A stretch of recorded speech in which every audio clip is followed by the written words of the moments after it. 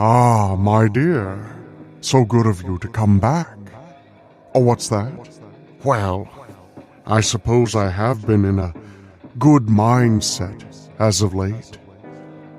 Although sometimes I feel a bit morose over the idea of missing wide-open spaces, places beyond my humble habitat, as it were. Please get comfortable. I'll get you a little something to drink, something hot, to warm your soul and your spirit, while I have already found something to chill our old bones. I miss the fields and the sun. I miss terror on the Heath.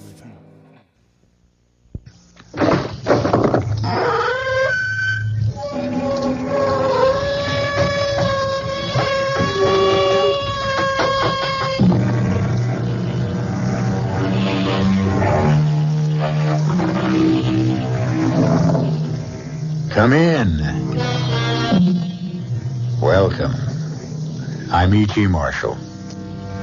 I'm sure you will agree that almost every religion holds that the soul is immortal and recognizes a life after death. However, we're going to be telling you about people who believe in reincarnation, and they have a somewhat different approach to immortality. Those who believe in reincarnation are convinced that your soul lives on in another person's body in a later life. Some men and women even claim they remember bits and pieces of their former lives. I see a gallows. It's a hanging. I can hear the creak of the gibbet and the rattle of chains. I hear them plainly. There are people watching. People dressed strangely. Dressed in clothing of a different century. Some of them are eating and drinking. They're enjoying watching a man hang. A man like me. Me. David Matson, who lives today. I see them. And they're hanging. And I know I was there. I was there.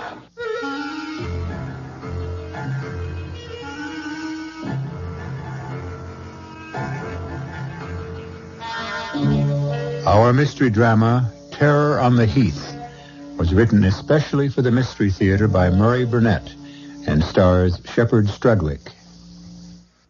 The KCBS Mystery Theater, the theater of the mind. There's always news and more on 74 KCBS.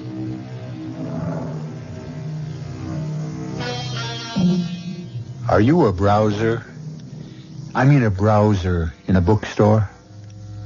If you are, you'll readily acknowledge that bookstores are sectioned off with books in various classifications. One of the largest sections has become the how-to books. On those shelves, the reader can find a book that will tell him how to do almost anything, from painting or sewing to making a harpsichord. Everything, that is, except a book telling a man how to explain to his wife that he's leaving her. David, darling, I didn't know this was serious. Very serious. But whatever it is, we'll weather it. We've had quite a few ups and downs in 10 years of marriage. We'll handle it together.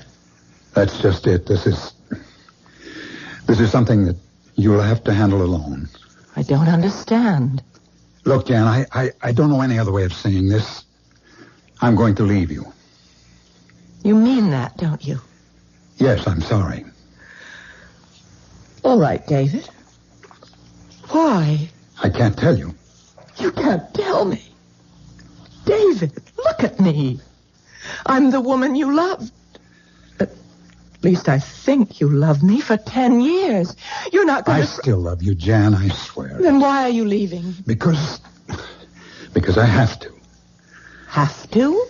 You won't have a thing to worry about. I'll take care of you and the children just as if I were living here. I just don't believe this whole scene. It's like something out of Alice in Wonderland. Or Edgar Allan Poe. What? I think $2,500 a month should cover everything. But if you need more... What did you mean about Edgar Allan Poe? Nothing. Is $2,500 going to You're be... using words as a smokescreen to hide the truth. We've never done that. I guess there's no way a man can ever tell a woman he's leaving. All I want is the reason why you're leaving. That's just what I can't tell you. What are you going to tell the children? Isn't that your job? You're the one who's leaving. Oh, David, this isn't like you. What's happened? I wish it was something simple and less cruel, like being able to say, Jan, I've fallen in love and I want a divorce, but it isn't like that at all. Then what is it like? A horror story.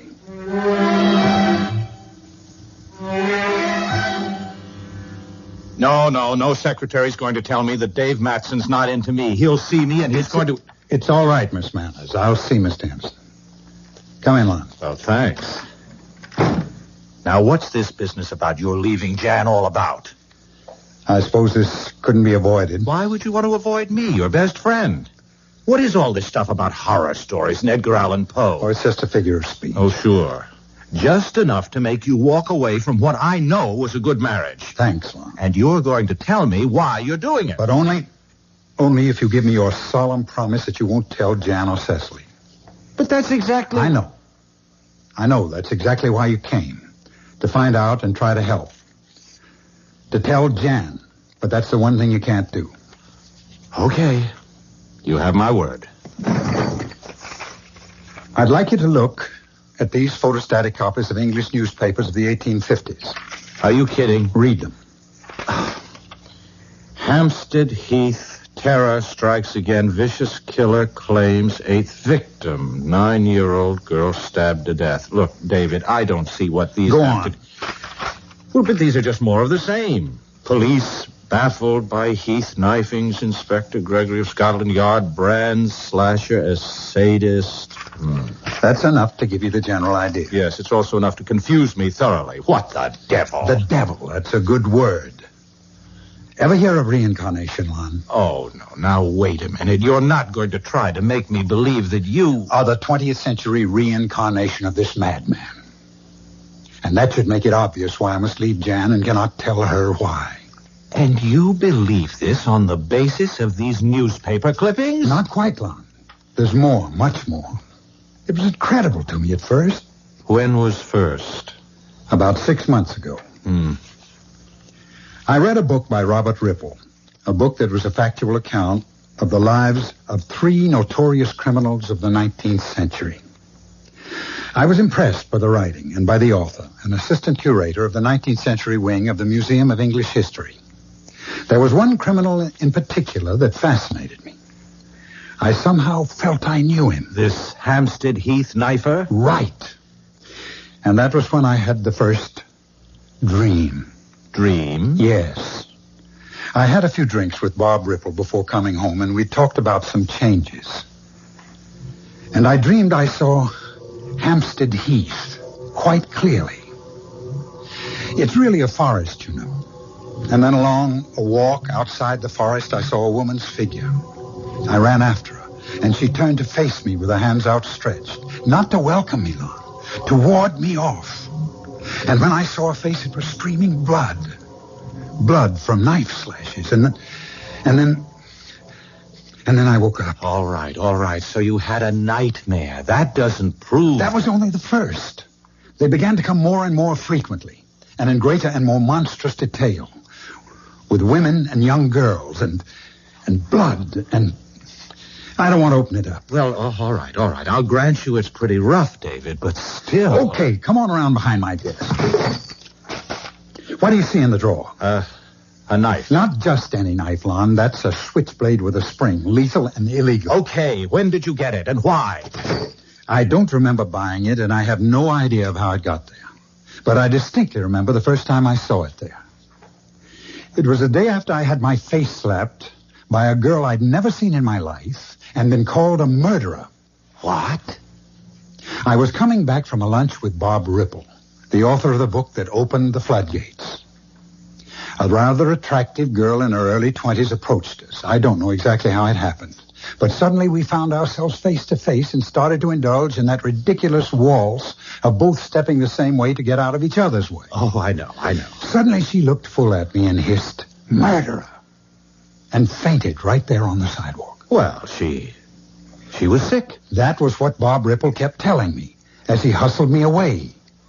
But why would she call me a murderer? Well, I don't know. She's the one with problems. There's nothing wrong with you. Lon, do you think it's possible that maybe this girl was the reincarnation of one of this killer's victims, and she recognized me as this killer? Oh, no, I don't think it's possible, but obviously you do. It was the next day that I saw the knife in my desk. Look, Dave, you're in a state.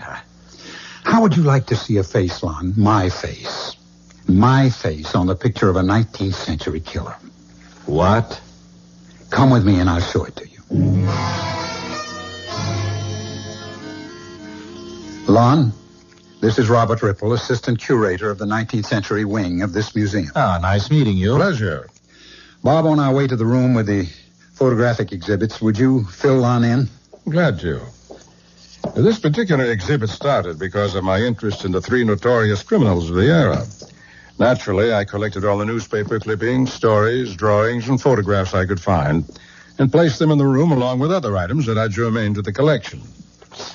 Now here are exhibited the daguerreotypes of some of the fabulous characters of the period, along with the criminals. And here, Lon, take a look at this daguerreotype and tell me what you think. Let me see. Well, good-looking guy, nice face.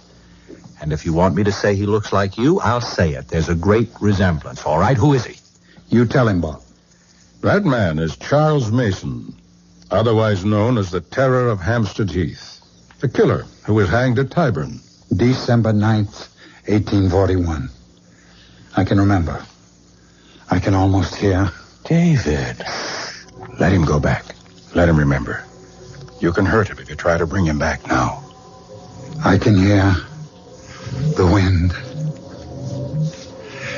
and the creak of the gibbet and the chains and the people shading their eyes against the cold sun, looking up to see what kind of monster was suspended in air, paying with his life for the slashed and bleeding bodies of the women he had mutilated. Good Lord, have you seen him like this before, Ripple? Only once. So what do we do? Nothing. If it follows the pattern of the other time, he'll come out of it soon.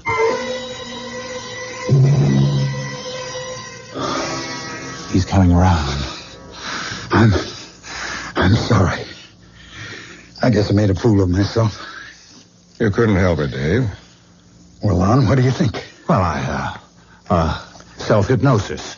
What? Self-hypnosis. You read Ripple's book. It impressed you. You became involved in the several hours you were here. You saw that daguerreotype that resembles you. And now you've hypnotized yourself into believing that you're a reincarnation of a murderous madman. I don't blame you for not wanting to believe I'm the reincarnation of a killer like Charles Mason. Look, what just happened was frightening, but not necessarily any proof that you're right. Mr. Ripple, did you write about the hanging of Charles Mason? Oh, certainly. And there was nothing Dave said that he couldn't have gotten from reading your book, huh? Yes, that's right. Or some of the other books I showed him. There have been many graphic descriptions of the hangings at Tyburn. Well, there you are, Dave. I wish you were right. Dave. Yes? I've thought of something that might just solve your friend's problem. All right, let's hear it. One of the most horrible of Mason's crimes was the murder of a young lady named Letty LeGros in 1837. Her nude corpse was found on Hampstead Heath, horribly butchered. Her clothes were never recovered. Well, what are you trying to say? If Dave could remember what clothes Letty LeGros was wearing when But how can we check out whether I'm telling the truth? I can give some kind of a description, but you just said nobody ever... You'll have to trust me, Dave. I believe there might be a clue if you're willing to give it a try. Of course. Shall we go back to the gallery? No, you stay here. I'll go fetch the daguerreotype of Mason.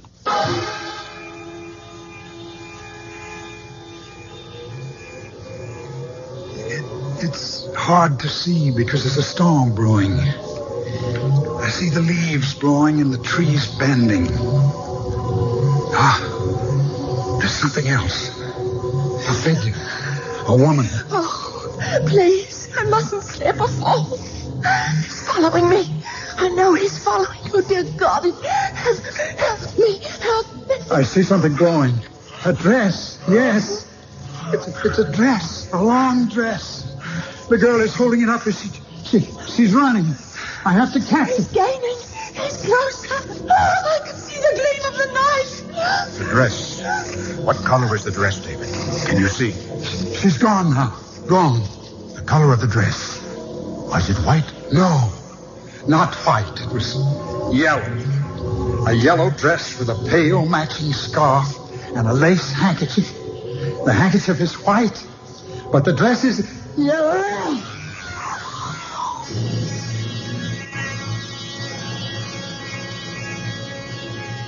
There have been some fairly convincing arguments on the side of reincarnations. There are a number of reputable people who insist they can recall bits and portions of a life lived in another time. I know one young lady who vividly recalls a life as a waitress in Jamestown during colonial days. But I don't know of anyone who can recall being a murderer. I'll be back shortly with Act 2.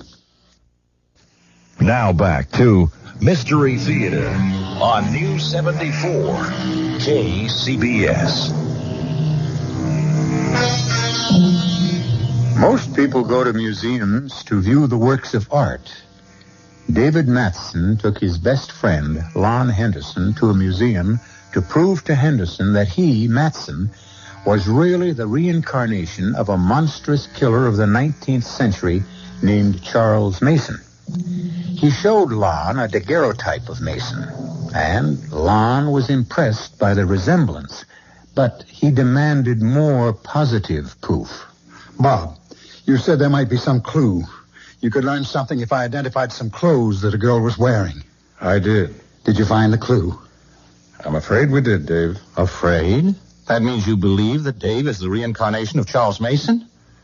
I told you the clothes that Letty LeGros wore when she was slashed to death have never been found.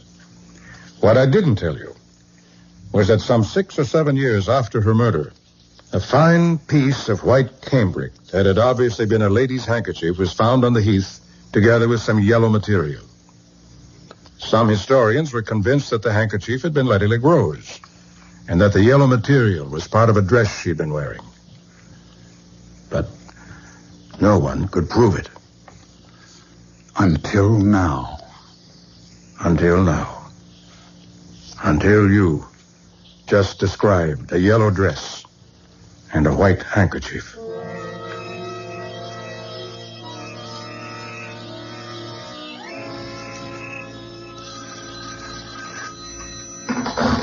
Hello? Mr. Robert Ripple? Speaking. Oh, this is Mrs. David Matson. You don't know me, but... The wife of the publisher? Yes, that's right. I'd like to come and see you. What about? My husband. And the reason he left me. My dear Mrs. Matson, I find this conversation most strange. You, a perfect stranger, calling me to discuss your marital problems? Why in the world would you believe that I would be... I was told to call you. By whom? Lon Henderson. Well, I can't understand why Mr. Henderson referred you to me. Well, because he's our best friend. And I badgered him into distraction. He finally gave me your name as the one... He also has the information I have. But that's all I want.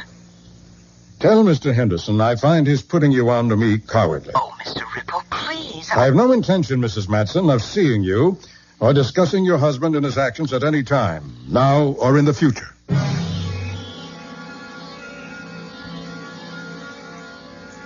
I must thank you, Mr. Ripple, for your courtesy in showing me so much of your part of the museum. Oh, not at all, Mrs. Larson.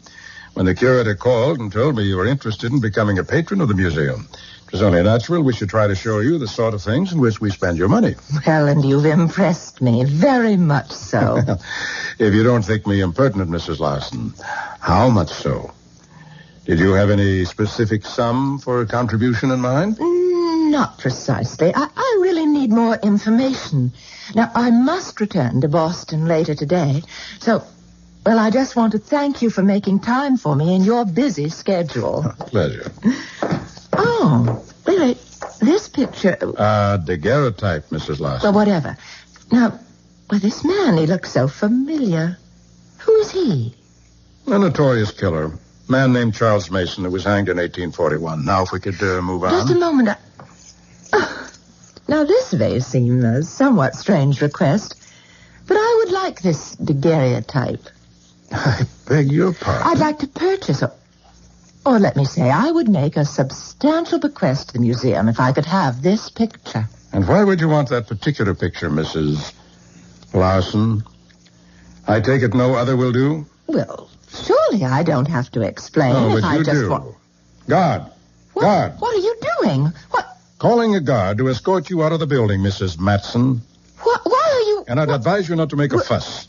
Because if you so much as utter another syllable, I'll call the police and have you arrested for impersonating a donor when you had no such intention. Now get out of here.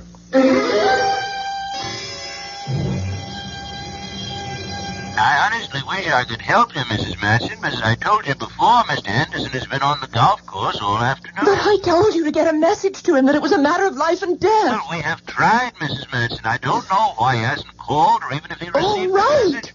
Now listen, tell him I'm coming out to see him, and he should wait there for me no matter what happens.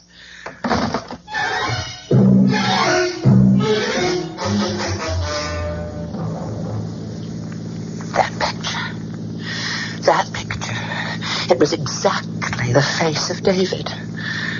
I've got to find Lon.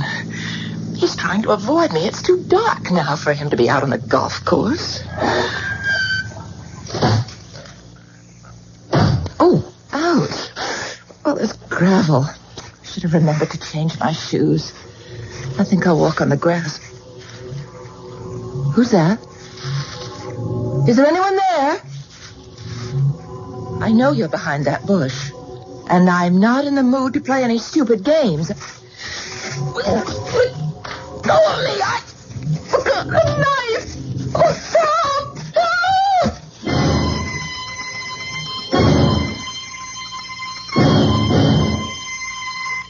Oh, Jan, do you realize that guy could have killed you? I don't know. I don't know why he came at me. But I'm very glad you got there when you did. Well, I didn't. I missed catching him. Didn't you see his face? No, he came up from behind me. He circled around the bushes. Oh, I see. Do you think you should stay in this house alone? Well, why not? It's my own home. But, Jan, you're not completely recovered. I appreciate your concern. They'd never have let me out of the emergency room at the hospital if they didn't think I was okay. The arm is bandaged. It doesn't bother me at all, but you do. Me? Why did you send me to Ripple? Oh. Jan, how much do you know about reincarnation? You mean the belief that your soul lives on in someone else's body after you die? Yes. Well, what's all that got to do? No, wait. David's involvement with Ripple's book has somehow convinced him that the soul of this 19th century killer, Charles Mason, was in his body. Oh, that's ridiculous. Yes. That's what I thought, too. Thought? Then you believe Jan, now that... please. After reading Ripple's book, Dave told me he felt strangely familiar with all the events that related to Charles Mason. He said he felt as if he'd almost lived them. He went to the museum to talk with Ripple about this strange phenomenon, and then he saw the picture. And? Well, you saw it. Can you deny that... You allowed a resemblance to convince you that David was the reincarnation of a 19th century criminal? I refuse to believe it. There's more, Jan. Nothing that you can say will convince me. Reincarnation of... Listen, people have been arguing about whether there really is such a thing as a soul for centuries. Now listen to me. David looked at that picture and went into some sort of a trance. He recalled actual scenes and incidents from more than 100 years ago. David is a bright man with a vast store of knowledge. His subconscious must retain his readings from hundreds of books and manuscripts. And then because of some quirk and his vivid imagination, he's able to recall it. I know. I felt the way you did, and I brought up the subject of self-hypnosis. It was then that David described the clothing of one of Mason's victims. And that's one thing he couldn't have read or heard anywhere. Then you must believe that David was right to leave me. Well, he loves you. What else could he have done? Trusted that love, trusted our years together, trusted the strength that's made our marriage work, and told me the truth and tried to work it out together. Well, how do you go about working something like this out? If David really is I'm not going to consider that possibility. You have to. Why? Because of that bandage you're wearing on your arm. Bandage? What's that? Somebody went after you with a knife. I know. And why would anyone want to slash you? I don't know. We live in a violent world. No, Jan. No, this happened at the club. This was no ordinary mugging. What are you trying to say? Look, are you sure there wasn't anything familiar about the man who attacked you? Something that might remind you of You are trying to make me think it was David, aren't you? You are trying to make me say it was David. You think it was David, don't you? Jan, look, please, we have to... Get out of my house! Well, please, be reasonable and... I said get out, Lon, and I meant it.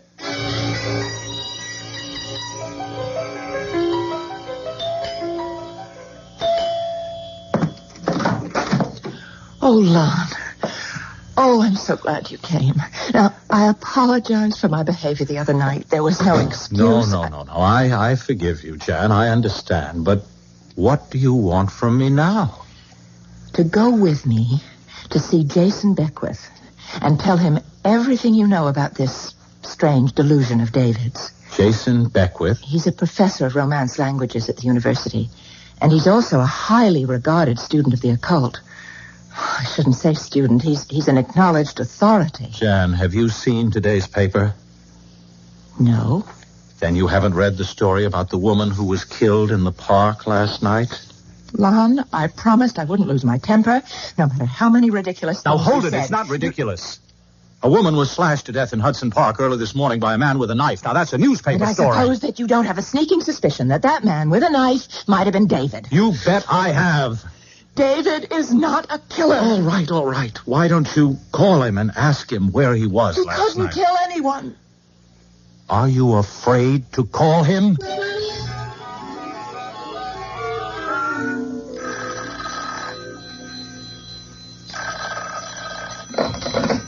Hello? Oh, David, darling, how are you? Jan. Look, Jan, if you didn't get the check, I'm sorry, but I really have been bombed out for the past few days. I don't remember whether... What kind of talk is that? Look, Jan, I'm not the guy you knew. Don't you try to tell me who you are, David. You're talking to the girl who married you. You just don't know what you're up against. But I do. I do know. You know? I know exactly what you believe, and I also know it's a lot of nonsense. Oh, darling, I want you to come home. Lon should never have told you. He betrayed me and did you no good. I can't face you now, ever. David, listen. Well? He hung up on me. Mm-hmm. And what about last night? He couldn't remember. I guess he must have been drinking. Bombed out was the phrase he used. Which amounts to admitting that he doesn't have an alibi for last night. He doesn't need an alibi. David is not a criminal. He thinks he is? Well, he's getting a lot of support from some of his best friends. Jan, please believe I fought it. You weren't at the museum. You didn't see and hear what I said. And you haven't lived with David for 10 years. Do you think you can ever know David as I do? Oh, well, how can I answer that? Don't try. Just come along with me and keep the appointment with Professor Beckwith.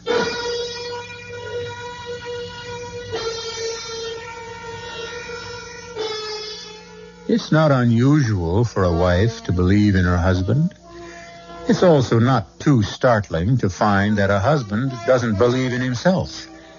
However, it's both strange and frightening to find a wife that seems to be willing to reach back into the past to prove her husband's innocence.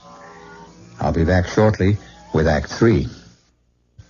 The radio station that lets you use your mind. You're listening to Mystery Theater on News 74 KCBS.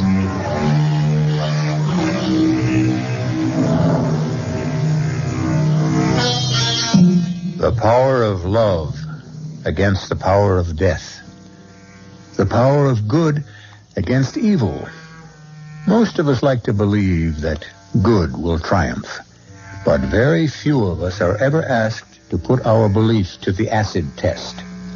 Janice is doing just that. She refuses to believe the evidence that her husband David is the reincarnation of a 19th century killer.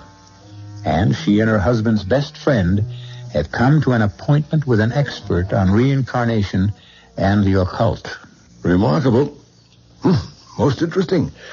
In fact, one of the most remarkable stories I've ever heard. Professor, you can take my word for it. I saw just what I told you. Nothing came from my imagination. My dear Henderson, do stop calling me professor, and do stop being so defensive. I know you told me the truth. You don't mean you believe David is a reincarnation of that killer? My dear Mrs. Matson. Jan. My dear Jan, before I can answer that question, and before you panic, you have to understand more about the whole theory of reincarnation. That's why we're here. Now, reincarnation is part of some, but not all, Oriental religions. The belief that the soul needs to be reborn. And final liberation and release from this need is the highest possible achievement. But why is there a need to be reborn? Because of impurities in the soul. Oh, or sin, Professor? I'm sorry, Mr. Beckwith. The final liberation of the soul, Henderson, is possible only for a human being who has attained purity of thought. And if one doesn't have this purity of thought? Then a new life is generated from an old, just as a new candle is lighted from an old one. A new life, you said? That's right. Completely new and completely different? Trying perhaps to rid yourself of impurities? Possibly. Well, then how do you account for the almost total recall that Dave had for the events and crimes connected with Charles Mason? One explanation would be that he remembers them. But if David was striving for a new life... I didn't say there wouldn't be traces and memories of another life. And I believe David has surfaced these memories. But that doesn't necessarily prove David Matson is the reincarnation of Charles Mason. Well, how else could Dave have known He about could have experienced the things he recalled as a spectator. Oh, no way, Beckwith. I was in the museum and you weren't. I saw and heard a deep emotional involvement on Dave's part. He was no spectator. Henderson, you've just put your finger on the single most significant bits of evidence in this whole strange history. In fact, it's the cornerstone of a theory I'm beginning to form.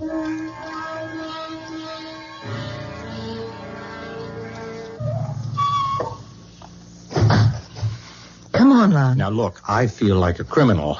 Now, don't be silly. But I'm setting David up. He thinks he's going to see me and wait till you see the look he gives me when you walk into his office. Come on. Where are you going? We're going in the back way. Oh. If I pass the desk, the receptionist will phone David. Oh. You know, Jan, you're really something else. I just hope that Just David... let me worry about David, Lon. All right, Dave, I'm sorry we used the back door, but... It was Jan... my idea. Jan, why didn't you call to tell? David, you look awful. You look so tired. You know, you could use a vacation up at the lodge. We could... Jan, how I wish I could... That it was as simple as that. I'd love to go away with you for a while, just the two of us. Well, we can't. What? I thought... I mean, we've got some work to do first. Work? Yes, on your head. Now, listen. Lon, what is this? She's your wife, and she's great. And she has met with Professor Jason Beckwith, and he's agreed to work out an experiment. What kind of an experiment? Well, I think Jan had better explain it, since she's also going to be part of it.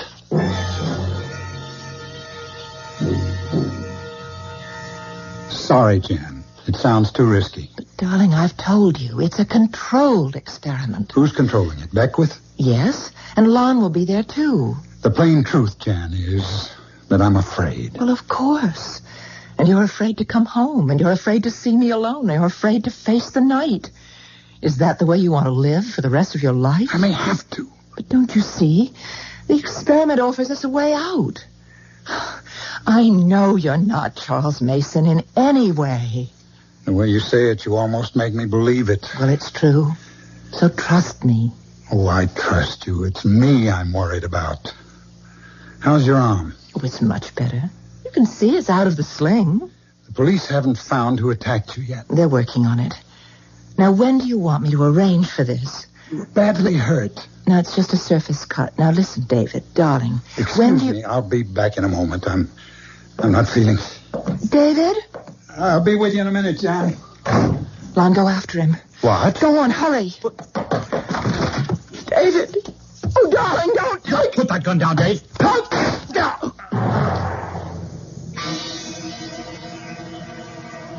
Oh, David. David. Why did you grab my hand, Lon? Why didn't you let me kill myself? Because that's no answer. You asked about the alternative, and this is the one that takes care of everything. Are you sure about that? What? Who are you? This is Jason Beckwith, darling. We sent for him after your stupidity. I knew exactly what I was doing, and I knew why. Then explain it to us. I don't have to explain anything. You don't find it difficult to believe that the soul of a man dead more than 100 years has been reborn in your body? It's been pretty well proven to me. And because you're afraid of the soul of this murderer will force you into killing your wife or some other women, you decided to kill yourself. That's about it. And what happens to the immortal soul? What? I asked, what do you think will happen to that soul that didn't die on the gallows at Tyburn in 1841? What happens when David Matson blows his brains out? What happens to that soul? I don't know. Think about it. Does it go on to inhabit another body and continue killing? I wouldn't know that. Do you? No, but I'd like to try and find out if you'll help me and go along with the experiment I have in mind.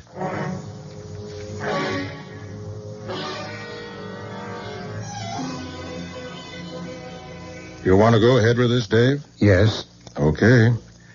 But I'm under orders to inform you that this will be the last experiment into the past conducted on these premises. And the professor's briefed you on what we hope to accomplish here tonight? No, not completely. I assume it's a continuation of your trips into the past. With some additions, Mr. Ripple.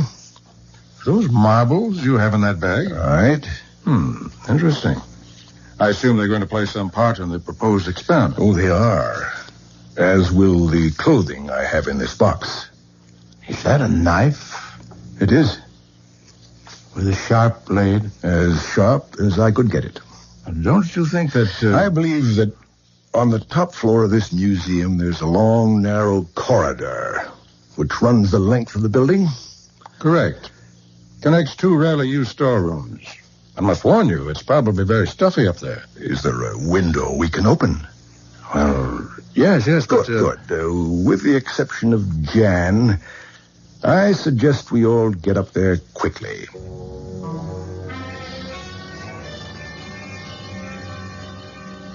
Excellent, Mr. Ripple. A corridor just as you described it.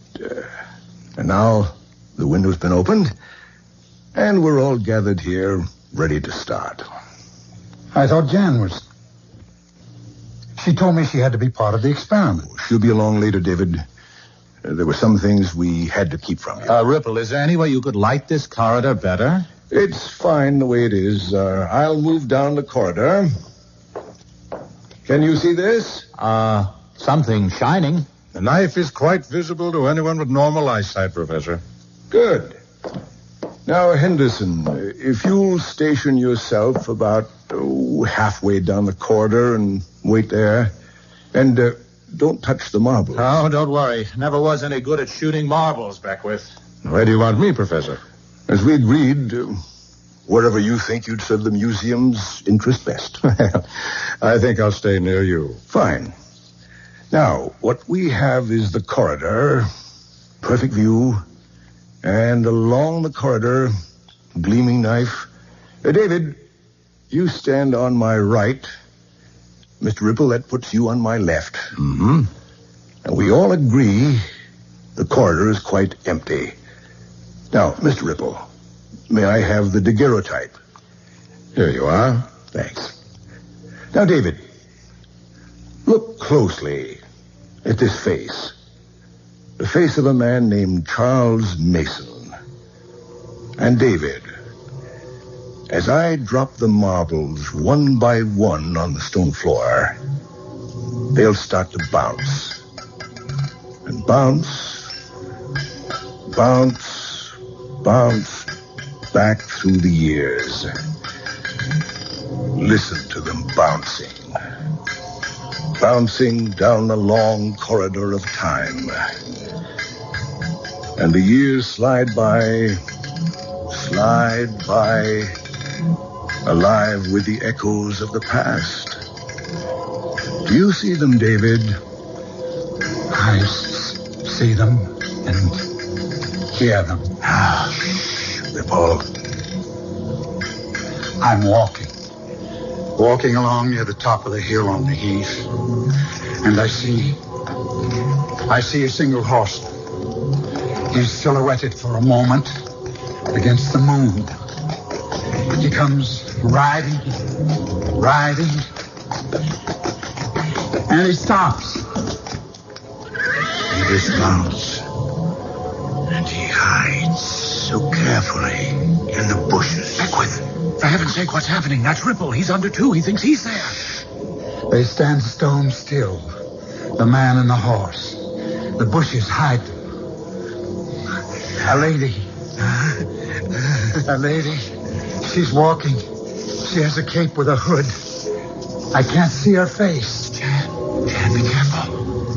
Pretty lace and pretty face are no help against sharp steel. No, it's Ripple. He's got the knife. He's down the corridor. Jan, look out!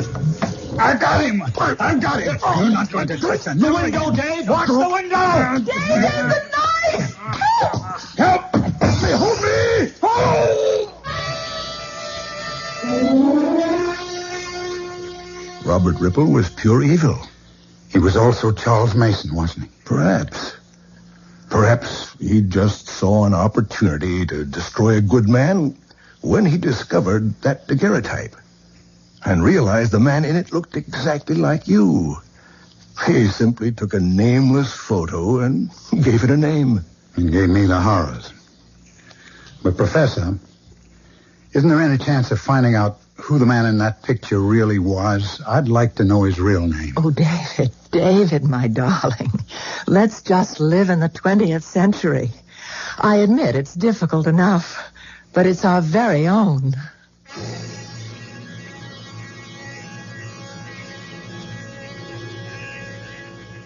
Here we are in the 20th century, and I have a little parlor game for you to play. Imagine yourself as some famous character in history whom you know and admire. Okay? Now, close your eyes and think hard and imagine yourself alive back in those days. And as you think, you may see some pictures in your mind that you've never seen before. Try it. I'll be back shortly.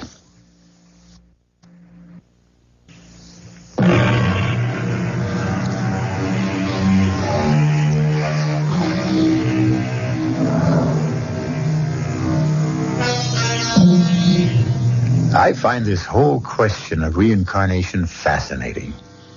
But there's an area that's not very well covered in the books and essays that have been written. And that is the question of animals and their souls. Do they possess souls? And indeed, do they return in some form, as some other animal? Or, which I don't like to believe, are those of us who sin greatly reduced to becoming animals before we can stop trying to be reborn? Our cast included Shepard Strudwick, Marion Selders, William Redfield, Alon Clark, and Chris Gampel. The entire production was under the direction of Hyman Brown. Well, I suppose terror is as terror does. Well, maybe not. I'm not entirely sure. Oh, what's that? Oh, no. I'm pretty certain they don't bite. As I think back to all the times in the past and in the future that I've had the pleasure of spending time with you sharing such scary surprises, I'm proud to know that every evening when we gather and enjoy ourselves, it's truly a journey into fear. You, finding life rather dull, dreaming again of exotic places, wishing you were somewhere else, we offer you Escape.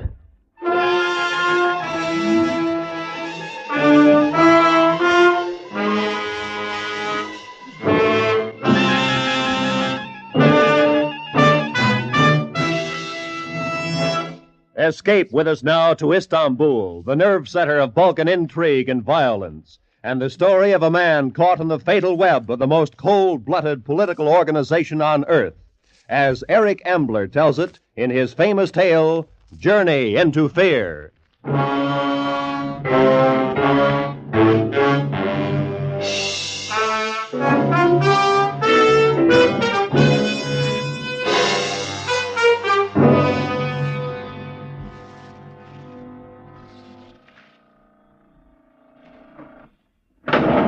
Bonsoir, monsieur. Bonsoir.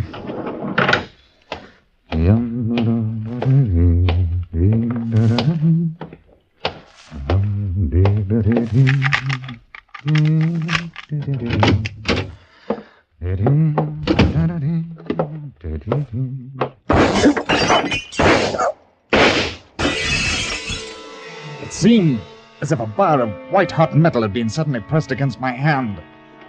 And then it was numb, but I could feel the blood beginning to trickle through my fingers. There wasn't a sound, and as I crouched against the wall, I became dimly aware that the window was open and that someone was moving by it. And then my eyes, becoming used to the darkness, saw that whoever had been at the window had left by it. I reached for the light switch and found it.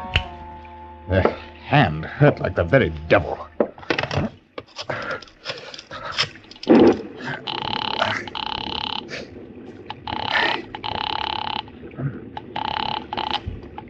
Yes? Is that you, Kopekin? Yes, what is it? I have only this moment come in. Where are you? I'm in my hotel room. Listen, something rather stupid has happened there. There was a burglar up here. He took pot shots at me as I came in, and one of them hit me in the hand. Are you badly hurt? No, but it gave me a nasty shock. Have the police been notified? No, not yet. Good. Leave the matter to me. I will speak to a friend of mine about it. He is connected to the police and with great influence. As soon as I am finished, I shall come over. Well, there's no need for that. Excuse me, my dear fellow. There is ever a need. You must stay in your room until I arrive. Well, I had no intention of going out. Well, if you must come over, Kopekin, please hurry. I want to get some sleep tonight.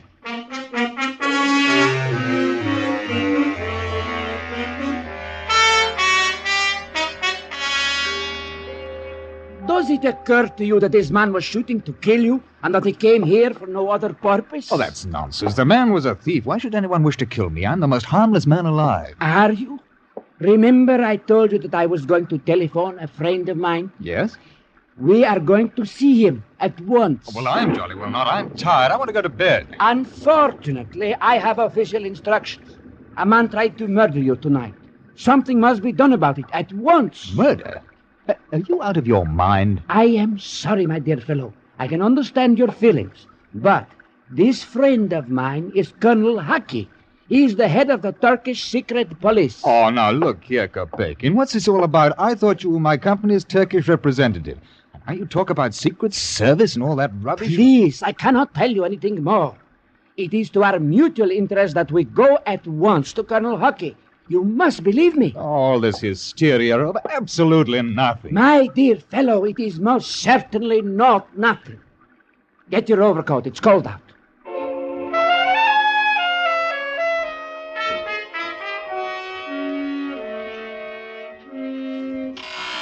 You must realize, Mr. Graham, that an attempt was made to kill you tonight. Well, now, I don't see that at all. I mean, I disturbed a thief at his work. He fired at me and escaped. A thief? Unfortunately, no. I have a duty to do, Mr. Graham. It is to protect you. Protect me? From what? You are in the employ of vessels Keter and Bliss Limited, the English armament manufacturers. Yes. You are, I believe, Mr. Graham, a naval ordnance expert. I'm an engineer. Naval ordnance happens to be my subject. Exactly. And your firm has contracted to do some work for my government. Certain new guns and torpedoes to rearm our naval vessels. Well, that's true. It is also true that our government stipulated that the work should be completed before spring. Yes? Exactly. Due to the international situation, we must have the equipment in our dockyards by that time. Let us suppose, then, that your thief had not merely grazed a hand, but had killed you. Well, naturally, my company would send another man out. Which would take time, Mr. Graham? Unless, of course, there exist sketches, drawings, and all that they need to know about our ships. Oh. No. I mean, I was forbidden to put certain things on paper. Ah. Then, if you were to die, it would take a great deal of time for another man to accomplish what you have already done, no? And when spring comes, our Navy's strength is still precisely what it is now. Do you know, Mr. Graham, that our enemies will do anything to see that it is so? Anything, Mr. Graham. Do you understand? Oh. Quite so. I have here, Mr. Graham, a photograph of a man. I am aware you did not catch a glimpse of the assassin's face, but I want you to cast your mind back over the time you have been in Turkey and tell me if you have ever seen him before. All right. Hello. Yes. You are sure? Positive. Have a look, Kopekin. He was at the cabaret you took me to tonight. I remember him at the bar. Yes, he was there. Excellent. Vanat, Romanian. A hired murderer. We know him well. His price ranges from 50,000 francs upward. His employer is a man named Voroshin, who in turn is hired by his country to eliminate you. Unfortunately, we possess no photograph of him. I begin to understand. Of course you do. Now, we face the problem. You must return to England safely. But how? The train is out of the question. You wouldn't live for an hour. The aeroplane. Unfortunately, the weather here has disrupted service. There is the Sestri Levante sailing for Athens tomorrow afternoon. It is a small boat. And we can see that your enemies do not board her. From Athens, you can take the plane to England. Well, I don't know, Colonel. In view of what you've told me, perhaps I should get in touch with the British embassy here. And what do you expect them to do? Send you home in a cruiser? No, my dear Mr. Graham. This is a question of time. Leaving tomorrow afternoon will land you in Athens the day after. That is how it is to be. Well, I seem to have no choice in the matter. I am happy to see that you are cooperative. Return to your hotel, Mr. Graham. We shall see you safely aboard tomorrow.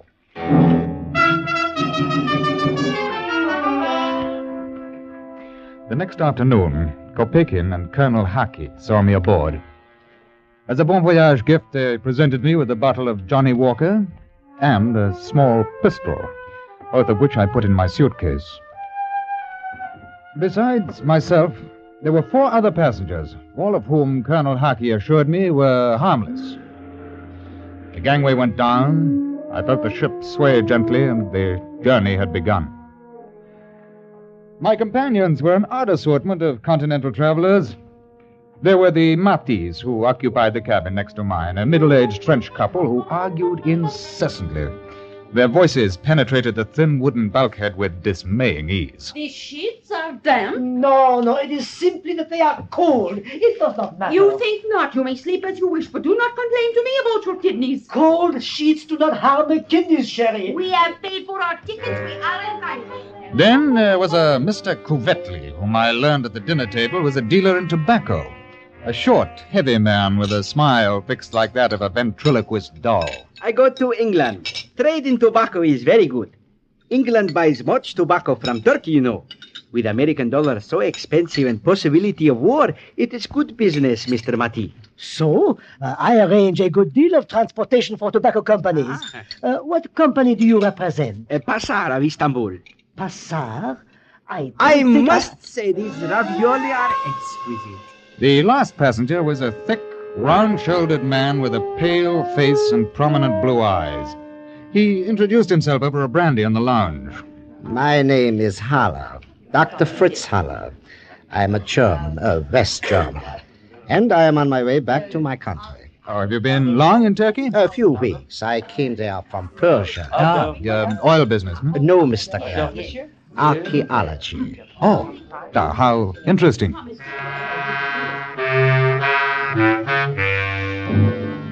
Those were my fellow passengers. At 9 o'clock that night, the cutter came out from Kanakkale to take off the pilot, and with it came a telegram. It was from Kopekin in Istanbul, and it read, H requests me to inform you that Banat left for Sofia on train. All well. Safe journey to England. Best wishes. I thought of the pistol in my cabin, and I laughed to myself.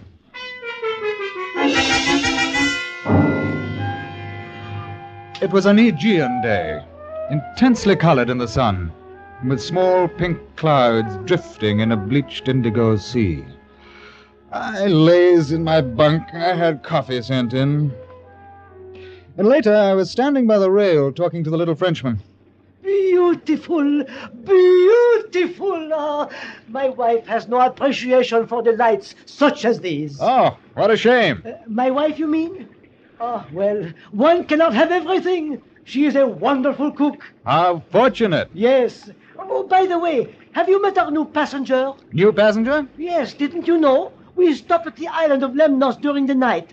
He came aboard then. A Greek, I think. I hardly heard what he said. Very sociable. Because at that moment from the lounge stepped a man. Beneath the high-crowned, soft felt hat with the pale, doughy features of a face I had seen before. A face in a photograph.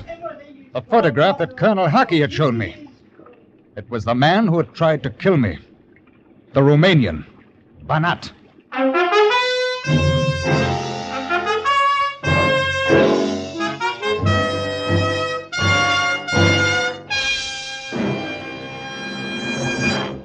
Escape, under the direction of Norman MacDonald, returns in just a moment.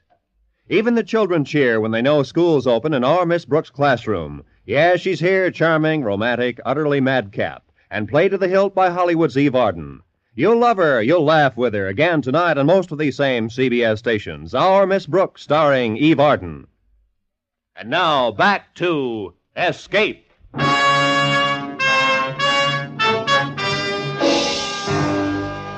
I heard Mati's voice as though from a long way off. Monsieur, do you not feel well? Then I turned, and without looking at the man who had just come on deck, I went below.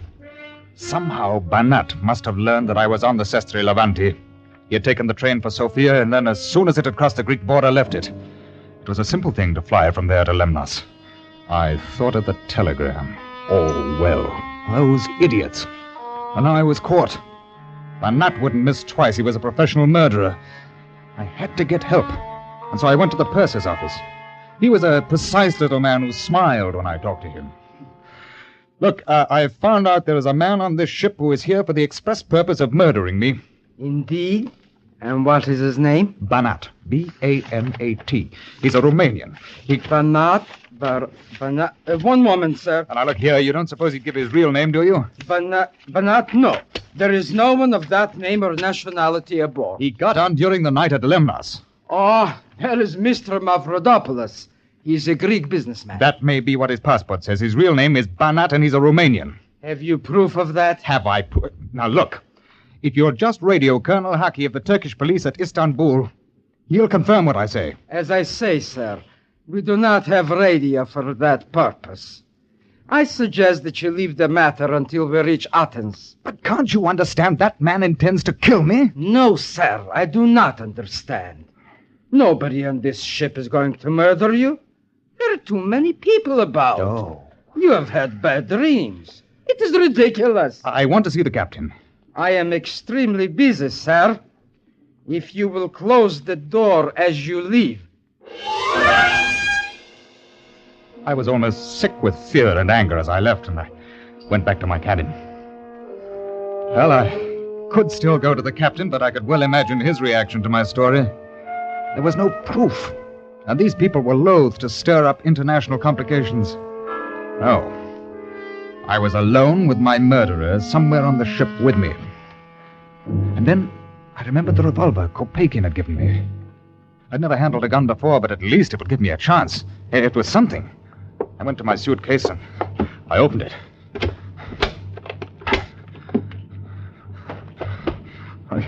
It must be. And I put it in myself just before I got on board. It had to be there. But there was nothing. Someone had been in my cabin and had taken the gun.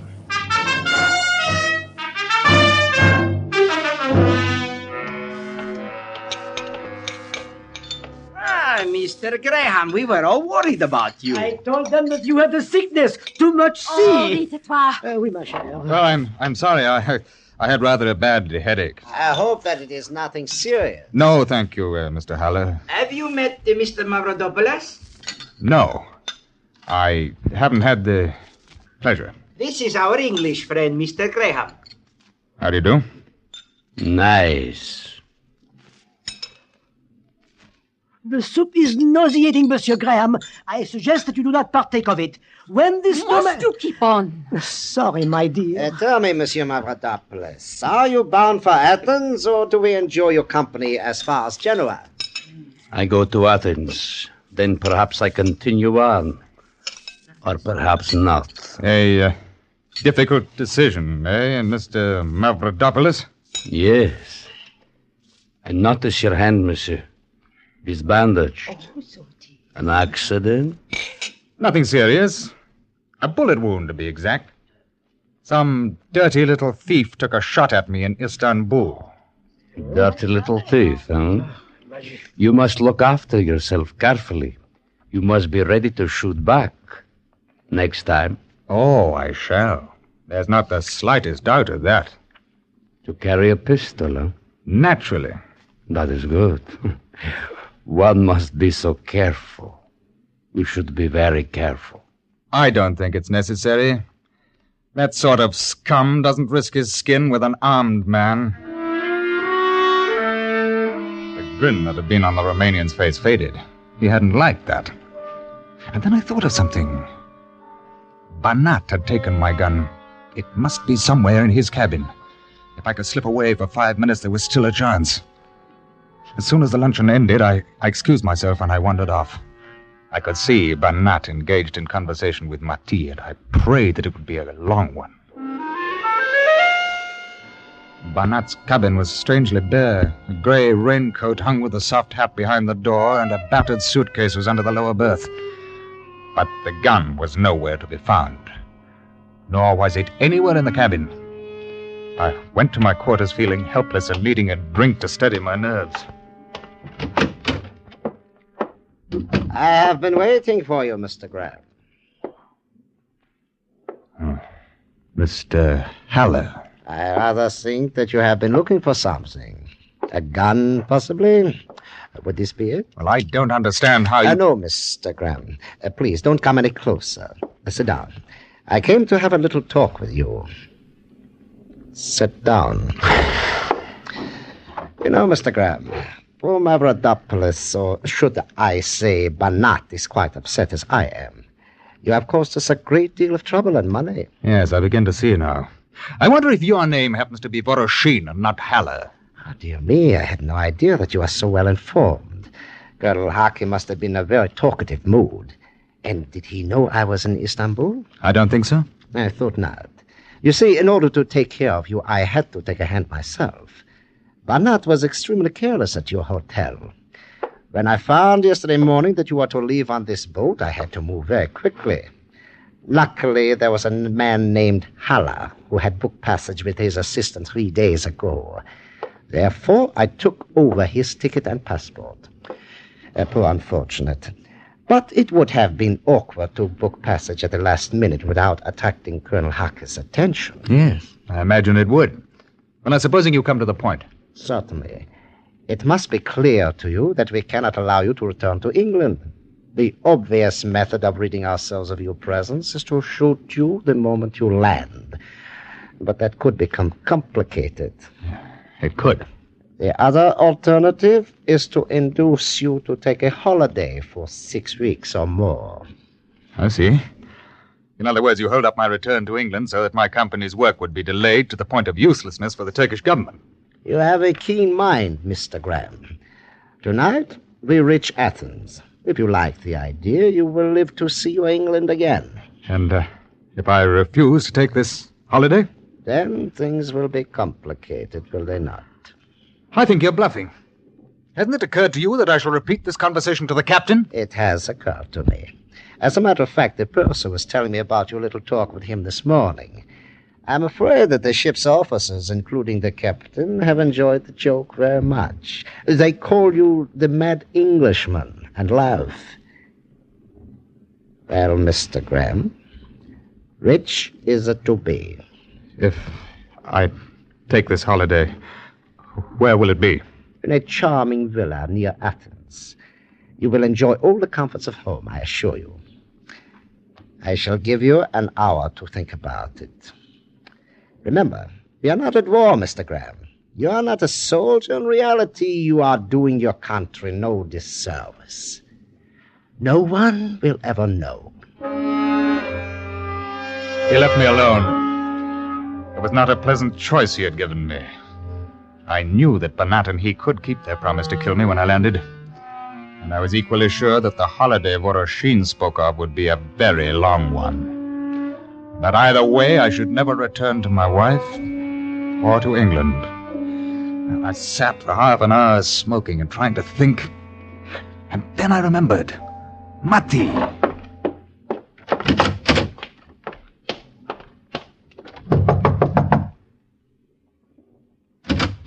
Yes?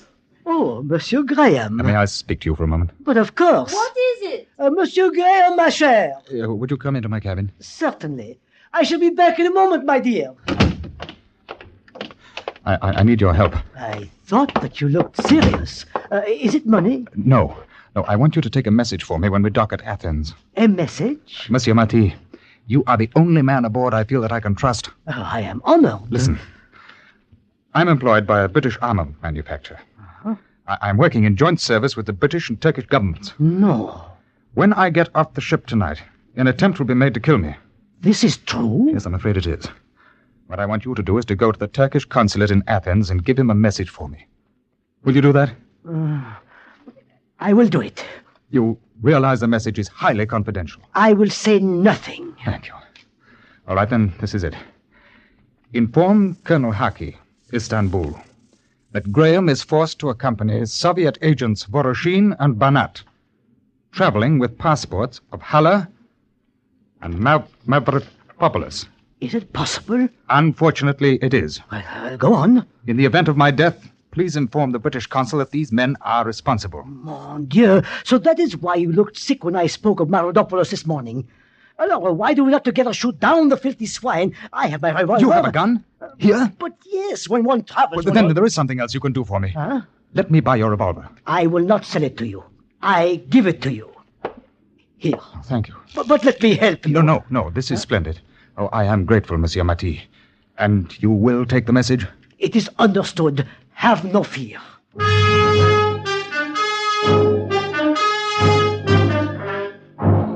Half an hour later, I told Voroshin that I would agree to his plan.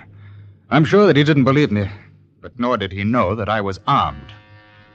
It was a forlorn hope. But if I was going to die, I would have the satisfaction of knowing that others would die with me. At 8 o'clock, the Sestre Levante was approaching her berth. I had agreed to pass through customs and to meet Voroshin on the street. As I stood at the rail watching the quay drawing closer, I saw Banat standing to one side, hand in pocket and a fat smile on his face. He knew that he was going to earn his fee tonight. Voroshin stepped off the ship first, turned, waved cheerily to me. Banat followed him, and they both disappeared into the customs shed.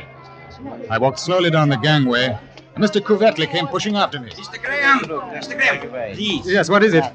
Colonel Hucky would be very angry with me if I allowed you out of my sight. Huck, I wanted to tell you before on deck, but Banat was watching. I did not dare to say anything earlier. Your face gives away too much, Mr. Graham. You, Couvetli, you're a Turkish agent? One of Hucky's men? Yes. I nearly gave the game away when I spoke of my non-existent tobacco firm. I thought you would know when the Frenchman questioned me. Colonel Hucky wanted to be sure that you caught your plane safely. That is why I was aboard. But what can we do? Together we go through customs, and then we shall see. Customs inspection, as ever on the continent, was slow. Although I found myself wishing that it would never end.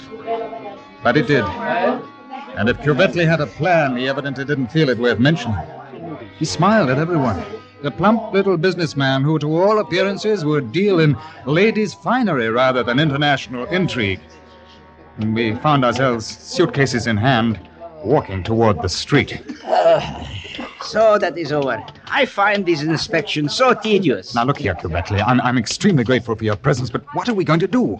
Voroshin and Banat are waiting out there with a car. They're waiting for me. I know. It has all been arranged. What, you mean that we walk through those doors and do nothing? Absolutely nothing. You'll see. Well, I hope you have a gun. I have. Good. So have I. Oh? Yes, thanks to the Frenchman. There they are. Do we run for it? Go on walking, Mr. Graham. Keep your hand away from your pocket. That's it. Are you mad? They'll kill us. You, Mr. Graham, not me. Go on. Under my overcoat is a gun. Please do not make trouble. Go on. Oh, what a blithering idiot. You're one of them, too. We're ready, Voroshin. You've taken long enough. Hurry up. Got a gun, Voroshin. Left-hand pocket. Get in, Mr. Crab. Look out!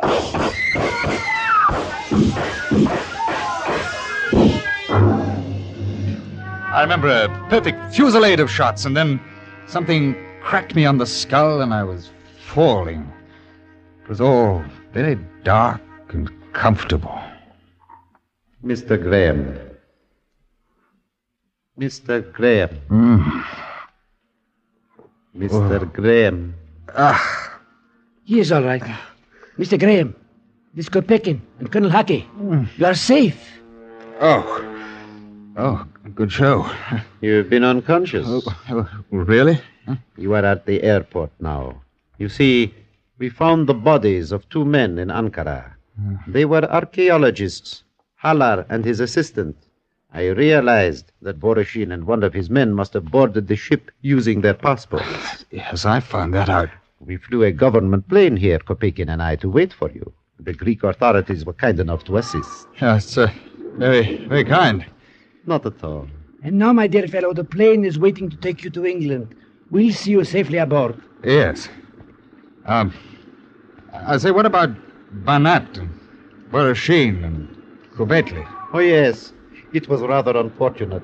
After you fell, they tried to get away in the car. Someone hit a tire. There was a smash-up. The petrol tank exploded.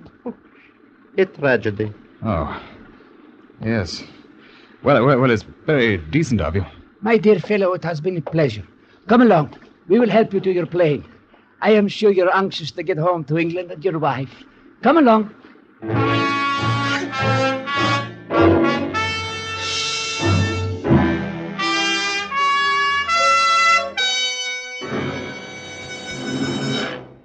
Under the direction of Norman MacDonald, Escape has brought you Journey into Fear by Eric Ambler, especially adapted for Escape by Anthony Ellis.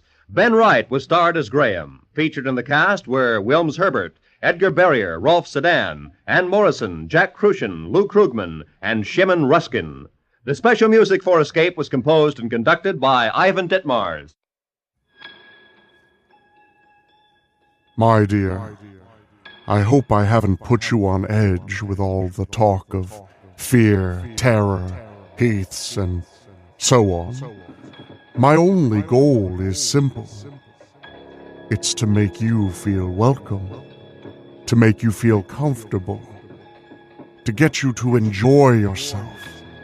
And selfishly, I have a little break from my mundane as well.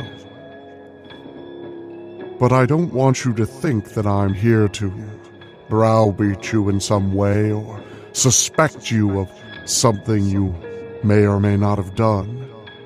Because after all, you're my friend, and the last thing I'd ever want is to be the accusing corpse.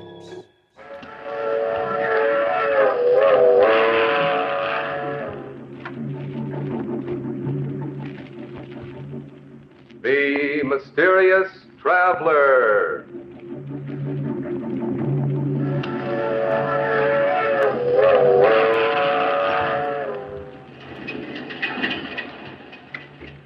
This is the Mysterious Traveler, inviting you to join him on another journey into the realm of the strange and terrifying.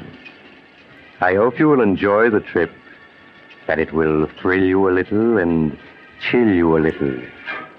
So settle back, get a good grip on your nerves. Where are we going? We're going to journey to the grave and learn the secrets of the dead in a tale titled The Accusing Corpse.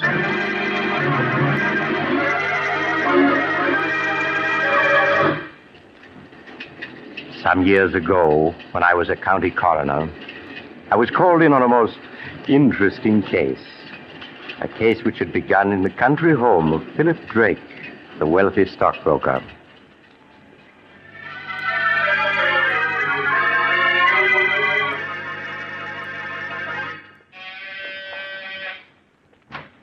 Roger, thank goodness you were able to get here in time. I left town right after I received your call. What's wrong, Philip? You sounded so upset over the phone. It's Vivian. She's upstairs in her room packing.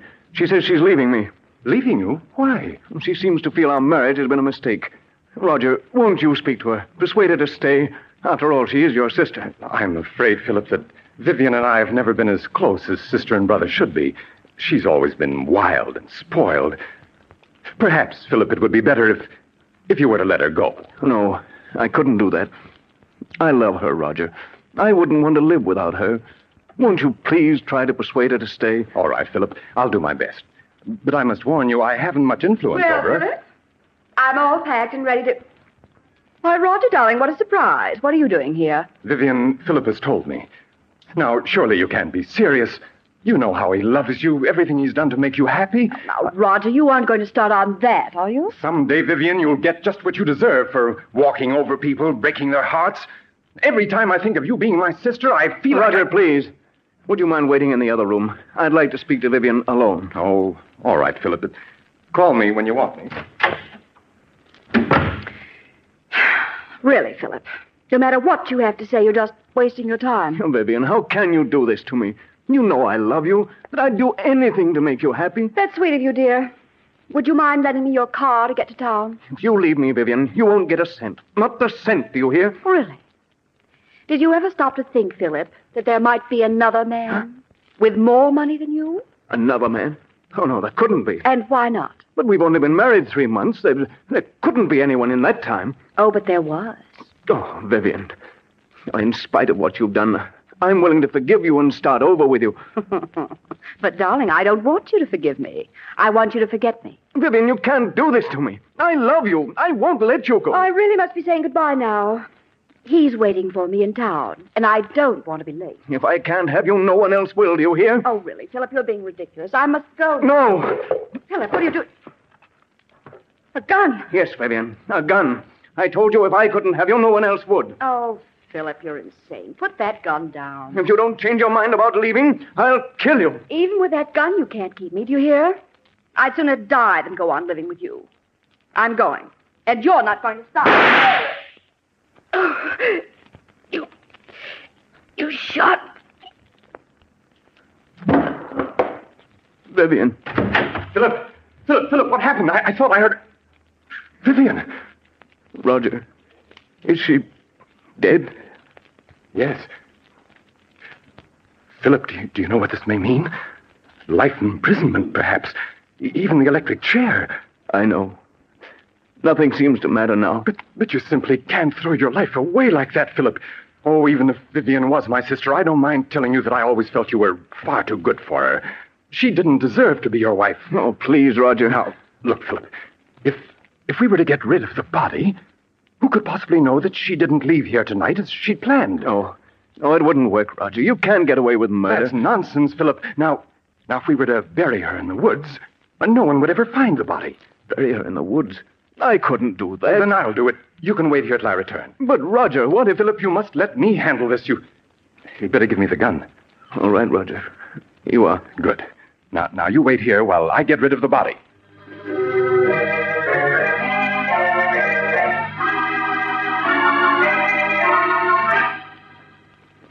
Philip watched, spellbound, unable to say a word, as Roger picked up the body and left the room.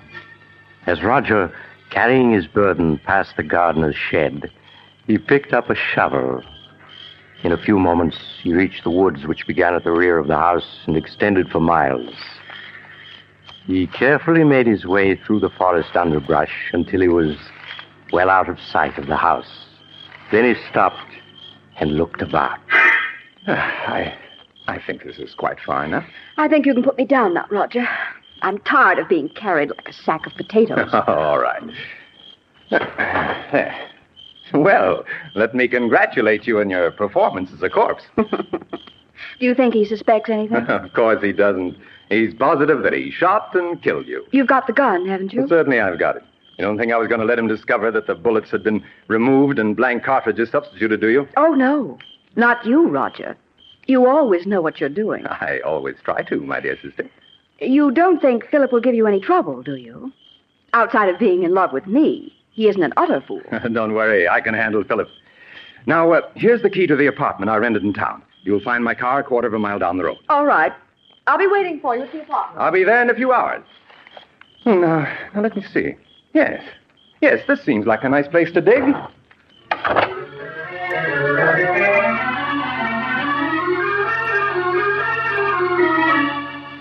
The next morning, Roger called on Philip at his office. With a calculating glance, he noted that Philip's eyes were bloodshot, and his hand trembled as the two shook hands. How are you, Philip? I couldn't sleep at all last night. I kept thinking of Vivian.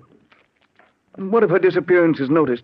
People begin asking questions. Now, all you have to do is tell them that Vivian left you and you don't know where she is. Or things like that happen every day. You've been very helpful to me, Roger. If ever I get a chance to repay you for it, rest assured I will. That's very good of you, Philip. Truth of the matter is, you could do me a favor if you would. Of course. What is it? Well, I'm in the midst of a business deal, and I find myself a little short of capital. If you could lend me some money, I'd appreciate it. Oh, certainly, Roger. How much do you need? 20,000. 20,000? That's quite a lot. Naturally, Philip, if you feel you can't lend it to me, I'll go to a bank and try to borrow it. It isn't that I can't lend it to you, Roger. It's just that the amount surprised me. Shall I make the check out to you? Yes, if you please. All right. I can't tell you how much I appreciate this, Philip.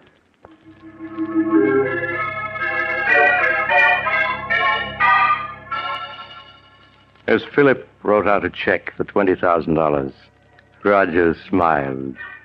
Things were working out just as he had planned. An hour later, Roger entered an old brownstone house and went to apartment 2C. Roger, did you get it? What does this look like? Oh, Roger, that's wonderful. Now we can clear out and... Why, there isn't 100,000 here. No, my dear.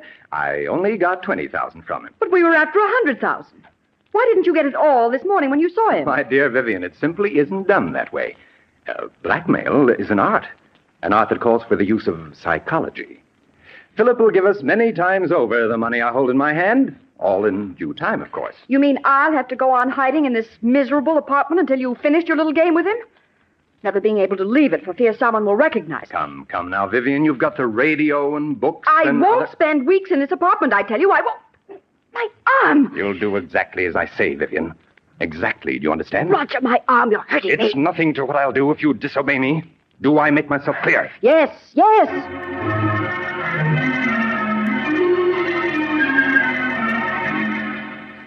A week passed. A week in which Roger patiently bided his time. For time, he knew, was working on his side against Philip. Then one morning he called on Philip at his office. Good morning, Philip. How are you? How do you expect me to be? This past week I've been able to think of nothing but Vivian and what happened that night. Philip, you must stop brooding over it. Whatever happened was her fault, not yours. Yes, you're right. Perhaps what I need is a vacation. Yes, of course. A trip would do you a world of good. And if I could afford it, I'd go along with you. You mean you haven't any money? I'm afraid not, Philip. That's what I've come to see you about. I must have $40,000 at once. 40,000? Yes, I know it's a good deal of money, Philip, but without it, I'll be ruined. Well, naturally, I want to help you, Roger, but 40,000? If I don't get the 40,000, Philip, it may mean prison for me.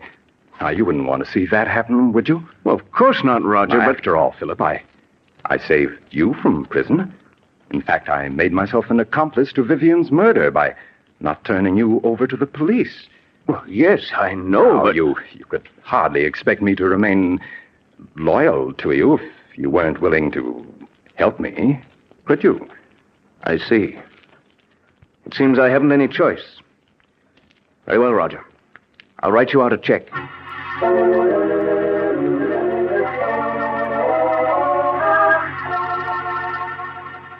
Roger's eyes gleamed in amusement as he accepted the check from Philip. There was no longer any doubt that Philip understood him perfectly. Things were working out exactly as he had planned. Later that day, Roger went back to the old brownstone house. There was a smile on his lips as he entered apartment 2C. Look at this. $40,000 in cash. Oh, Roger. Now, wasn't this worth staying in hiding for, Vivian? And there's plenty more where this came from. Who could that be? You better get behind that screen. No. All right, Roger. Yes? COD for Miss Brown. It amounts to $64. Oh, you must be mistaken. There's no Miss Brown here. This is the address she gave. It's in care of Mr. Roger Martinson. That your name? Why, yes, but I don't know any... Those packages are for me, Roger. How much did you say the COD was? $64, miss. Oh. Here you are. Thank you, miss. Here's your receipt. Goodbye. Goodbye. When did you buy those clothes? This morning? You mean you went out shopping in spite of what I told you? Well, I was sick of being cooped up in this apartment day and night. I had to do something for a change. And what of my plans? You risked everything with so much at stake. Roger, stop looking at me like that. I tell you, I couldn't stand being cooped up in this apartment any longer. But I gave you orders to stay here. Well, I won't. I want you to get the rest of the money at once so we can clear out. And if you don't, I'll go shopping whenever I feel like it. You can't make me stay. You'll do exactly as I say, Vivian. I won't allow anything or anyone to interfere with my plans. I've worked out every step perfectly, and there isn't going to be any slip-up.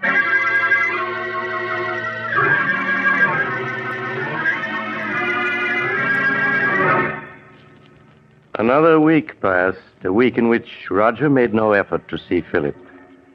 Then early one evening, he got into his car and drove out of the city to Philip's home in the country. Oh, it's you, Roger. Come in. Good evening, Philip. Oh, where are the servants? This is their night off. Oh. You're not looking well at all, Philip. You shouldn't remain in this house by yourself. What difference does it make where I am? Wherever I go, the memory of that night follows. It's hard to believe that it was only 2 weeks ago tonight that I killed her. 2 weeks ago tonight? Why, so it was. Oh, by the way, Philip, do you think you might possibly lend me $60,000? 60,000? You can't be serious. Oh, but I am. But I lent you that much already. Yes, I know, but I must have more. No. I won't give you another cent. You blackmailed me enough. Blackmail is a harsh word, Philip. What else can you call it? Now, you're just as hard and grasping as Vivian was. Yes, but you must remember I'm alive, and she isn't. I suppose you're glad she's dead. In life, she was worth nothing to you. In death, you're able to get $60,000 for her. In death? How do I know she is dead? Don't be foolish, Philip. You saw her lying on the floor in this very room. Yes, but how do I know she's dead? It was you who examined her and told me so. And you buried the body by yourself. Well, I just wanted to spare you, Philip. Just exactly where did you bury Vivian? As a matter of fact, how do I know the whole affair isn't staged for my special benefit, so that you can extort money from me? Oh, surely you don't believe that, Philip. Why, you shot her with your own gun. Yes, and you took the gun away from me immediately after the shooting. Suddenly that whole affair is becoming very clear to me. I tell you, she's dead, Philip, and buried out in the woods. Then I want to see the grave and the body you say is in it. But this is ridiculous. I won't go searching for a grave in the middle of the night. You shouldn't have to search for it, Roger. Not if you really dug one. Come along, we can pick up a shovel at the tool shed. I won't do it. I said come along, Roger. Oh, very well. But I'm not certain I'll be able to find the grave. After all, the woods is fairly large, and it's been 2 weeks since I buried her. That's all right, Roger. We'll stay out there until you do find her.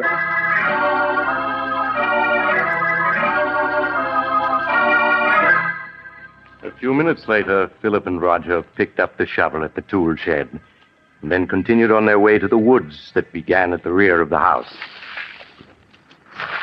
Neither of the men spoke as they entered the woods. Roger leading the way with a flashlight. Several times he stopped, trying to get his bearings, then plunged on again, hoping to find a familiar landmark. It became apparent that Roger was growing less and less sure of himself. Oh, the grave is someplace around here. I'm certain of it. Perhaps we ought to come back in the daytime. It might be easier to find it then. I know, Roger. You shouldn't have any trouble finding it now, if it exists. It does exist, I tell you. It's just that the woods are so confusing at night. Everything looks so different. Just keep on searching, Roger. Well, perhaps this is the spot. It looks something like it. Well, is it or isn't it? I don't know. It looks like the place where I buried her, and yet I'm not certain. There's only one way to make certain, and that's to start digging. Here's the shovel. But suppose this isn't the spot. Then we'll dig somewhere else. In fact, we'll dig up the entire woods if necessary. After all, you're certain she is buried in the woods, aren't you? Go ahead, Roger. Start digging. Oh, very well.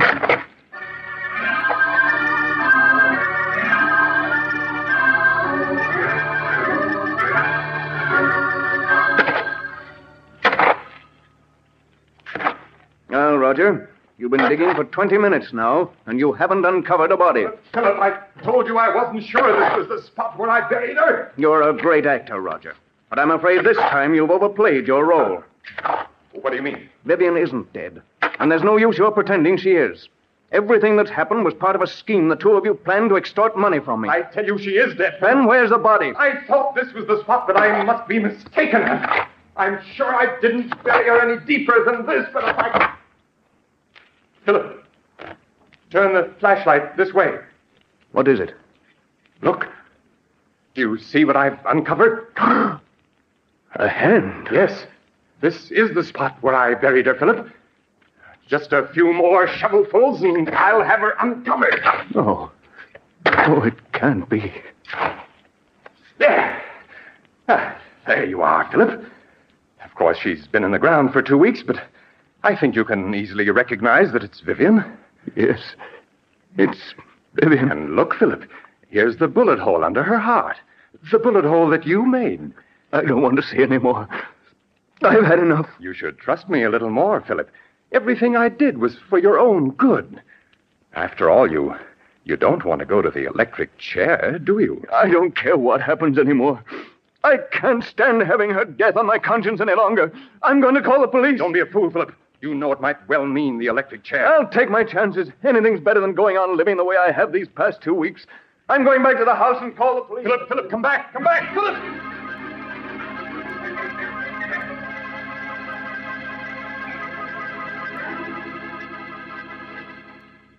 Operator! Philip, wait! Wait, don't do anything foolish. You cut me off. Take your hands off that phone, Roger. All I want you to do, Philip, is to listen to me for a few minutes.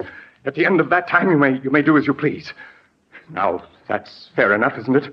Nothing you can say will make me change my mind about calling the police. Listen to me first. Then if you still want to call the police, you can. Now, please put the receiver down, Philip. Yeah, that's it. Well, what do you want to tell me? Well, do you mind if I mix myself a drink first? It's been a rather difficult evening.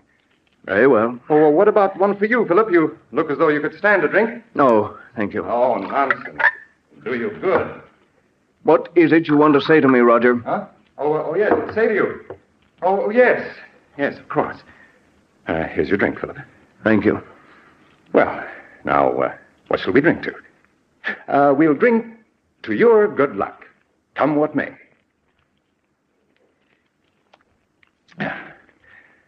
There. I feel a good deal better. All right. Now that we've had our drinks, what have you got to say? Oh, yes.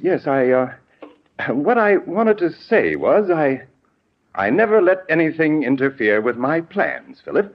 What do you mean by that? Simply that I can't allow you to go to the police, and therefore you shan't. It would spoil my plans. Oh, it would it?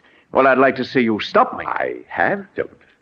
In a very little while, in fact, in just a few seconds, you'll be dead. Dead? What are you saying? Yes, Philip. The drink I mixed for you was poisoned. Poison? Aren't you finding that it's becoming difficult to breathe? Oh, no. You couldn't have. My throat. It burns. Yes, I know, Philip, but it'll all be over in a matter of seconds. Now, I see it all.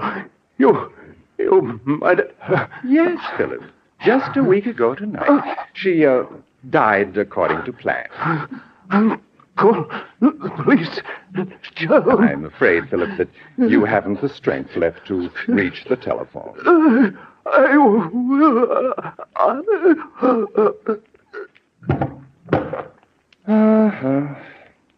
I'm afraid you and Vivian never had a chance, Philip.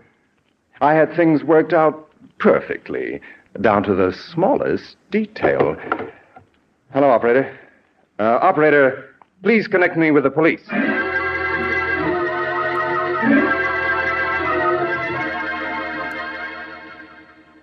It was at this point that I was called into the case.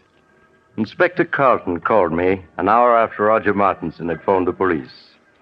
When I arrived at the Drake mansion, I examined the body of Vivian Drake and that of her husband, Philip.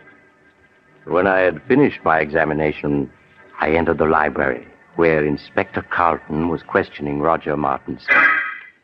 Hello, Doc. Oh, Doc, this is Roger Martinson. Mr. Martinson, this is Dr. Smith, the county coroner. How do you do? Hello. I'll be with you in a few minutes, Doc. Just stick around. Now, Mr. Martinson, you were telling me how you came to this house 2 weeks ago tonight to see your sister and found that she was gone. Yes. Yes, my brother-in-law, Philip, told me that she'd gone on a vacation. Now, I thought it strange at the time that she should have gone away without saying goodbye to me, as we were always very close. But days passed, and I didn't hear from her. Tell me, was it like your sister to go away and not write? No, it wasn't, and that's what worried me so. These past 2 weeks, Philip kept putting me off when I inquired about Vivian's whereabouts. Well, tonight I couldn't stand it any longer. And I came to this house to have it out with him. What did your brother-in-law say when he saw you? Well, he was quite agitated at my unexpected arrival. When I couldn't get any satisfaction out of him regarding Vivian, I threatened to go to the police. Then he broke down and confessed that he murdered Vivian. When did he murder her? He told me that he'd done it 2 weeks ago tonight. Why, that was the very night I'd come here to see Vivian, and he told me that she'd left for a vacation. I see. Go on. Naturally, when he told me he'd murdered her, I was aghast. He led me to the woods and showed me the grave. We returned to the house, and before I knew what had happened, Philip had taken poison. Then I called the police. Well, it seems like a plain case of murder and suicide. Outside of a few questions at the inquest, I don't think we'll trouble you anymore, Mr. Martinson. That's quite all right, Inspector. I shall be at your service anytime. Just a moment, Mr. Martinson. Yeah? I was very much interested in hearing what you had to say to the inspector regarding the murder of your sister. You say that your brother-in-law confessed to murdering her 2 weeks ago tonight? That's right. That would be April 2nd, wouldn't it? Yes, that's correct. Then you never saw her alive after the night of April 2nd? Why no, of course not. What are you getting at, Doc? Please, Inspector. Mr. Martinson, would you mind telling me where you live? At 425 West 107th Street. Tell me, were some clothes delivered to that address in your care a week ago today, April 9th? Clothes? Yes. To be exact, a woman's sports suit, which cost $64 and arrived COD. Why, no. You're lying, Mr. Martinson. I have in my hand a slip of paper that not only proves that you're lying, but that will send you to the electric chair. Doc, what are you saying? Yes, Inspector. Mr. Martinson's plan was perfect, but he slipped up badly. He forgot to search Vivian Drake's clothing before he buried her. When I examined her body just now, I found in one of her pockets this receipted bill bearing the date April 9th. That proves beyond a doubt that she wasn't murdered by her husband on April 2nd, as Mr. Martinson here claims. No. Yes, Mr. Martinson, the corpse has accused you from the grave of murder and has given us proof of your guilt. No, it can't be. I had everything planned perfectly. Perfectly, do you hear? Down to the last detail. I couldn't have failed. I couldn't have...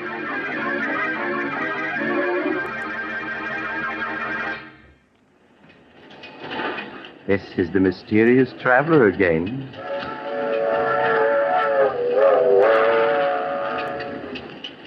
Have you enjoyed our little trip to the grave? Poor Roger. What a pity. After all that planning and hard work, to be tripped up by a sales slip found on a corpse. Just goes to prove that you have to be more careful when you're burying people you've murdered. Now, I recall another case where a woman drugged her husband and... Oh, you're getting off at the next stop. I'm sorry. I hope you'll join me again soon.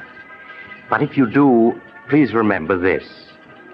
Next Sunday, I shall take a train that leaves at 3:30 p.m. Eastern Wartime. Don't forget, Sunday afternoon at 3:30.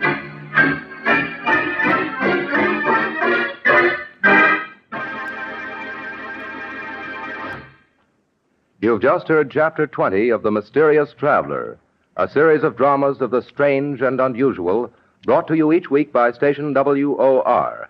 In tonight's program, The Accusing Corpse, Don Randolph played Roger. Also featured were Maurice Tarplin and Philip Clark. The Mysterious Traveler, written by Bob Arthur and David Cogan, is directed by Jock McGregor. Original music was played by Doc Whipple.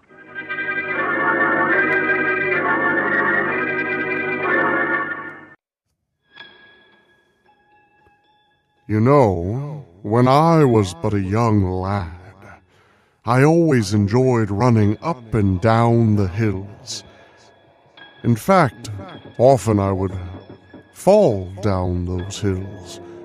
There was a feeling that would rise up in your chest as you lost control, as you fell, not knowing where exactly you'd land or when. It was a feeling beyond butterflies, oh no. It was something more exciting, more threatening. When I told my father of such a feeling, I'll never forget him saying, "Those aren't butterflies. They're the hangman's rope." And now, the Hall of Fantasy. Welcome to the Hall of Fantasy. Welcome to the series of radio dramas dedicated to the supernatural, the unusual, and the unknown. Come with me, my friends. We shall descend to the world of the unknown and forbidden, down to the depths where the veil of time is lifted, and the supernatural reigns as king. Come with me and listen to the tale of the Hangman's Rope.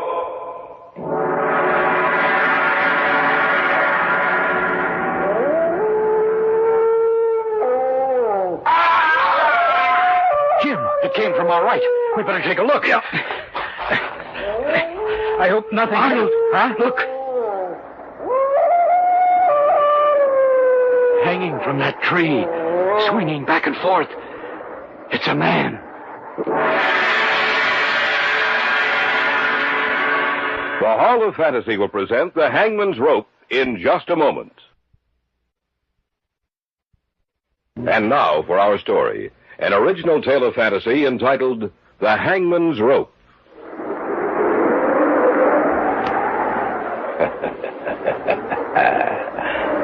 There is a legend, you know, a tale about the hangman. For 23 years, the executioner for the crown.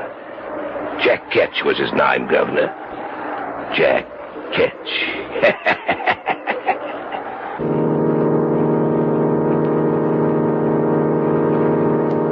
I remember we were on our way back from the lake, Jim and Carol and I. And for some reason, we started back to the city later than usual. We hadn't been driving for more than half an hour when one of those sudden spring storms...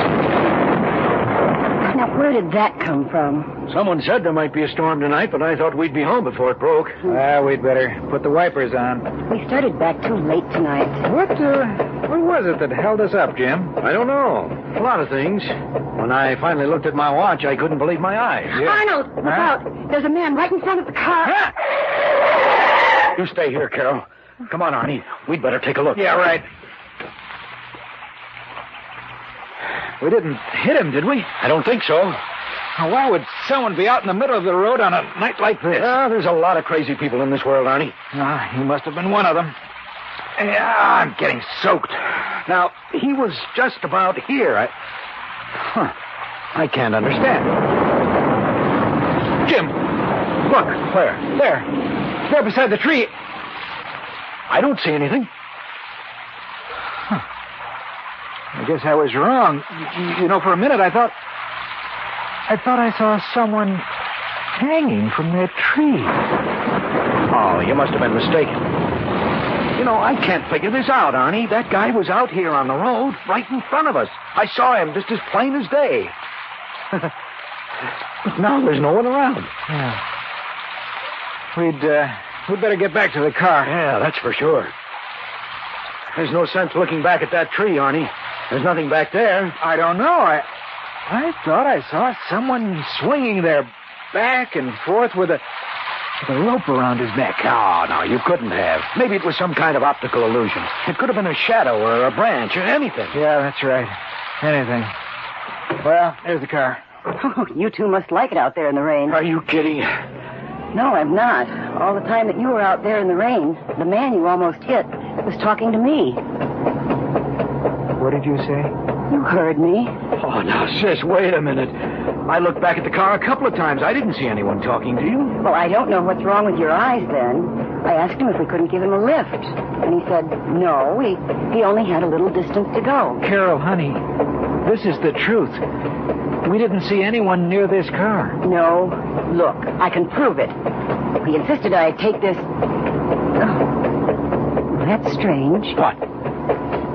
He was such an unusual man. Not American. He insisted that I accept a ring from him. Practically forced it on me. I put it in my pocket, and now it's gone. And in its place, there's a funny little piece of rope. Shaped like a hangman's noose.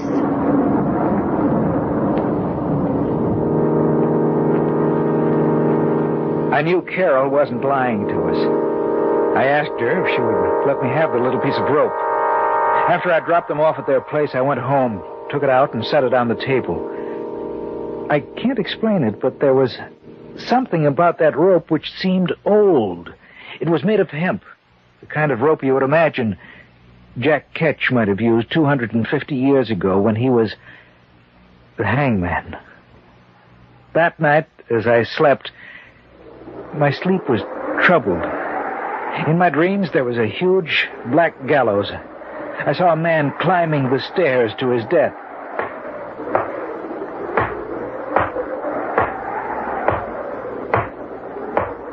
reached the top and stood there. Standing beside him was a black-hooded man. He raised his hand and the trap door sprung open.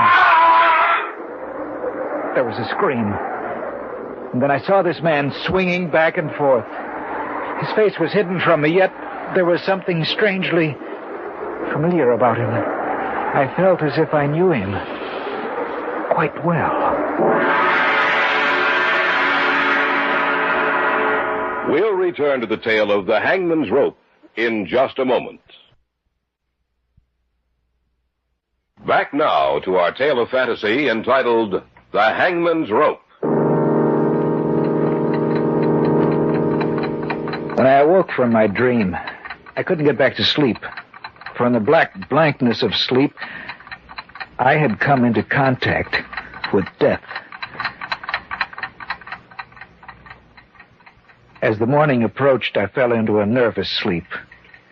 I was awakened.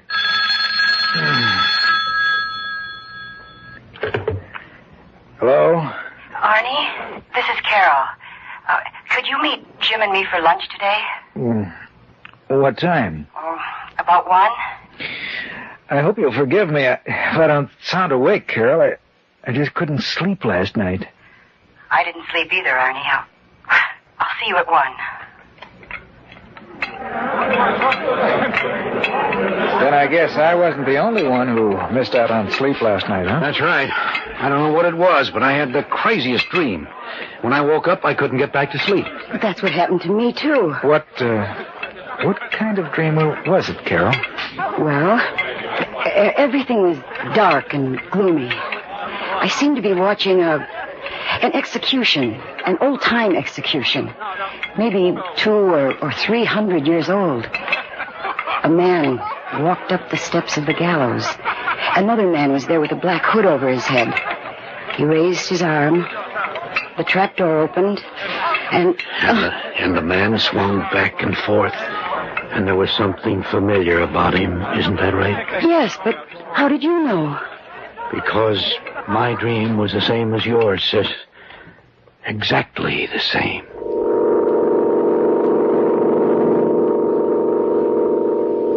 Jim's and my vacations were due the following week. We decided to spend it up at the lake, where his family had a cottage. Carol said she might be able to join us on the last weekend, but not before that.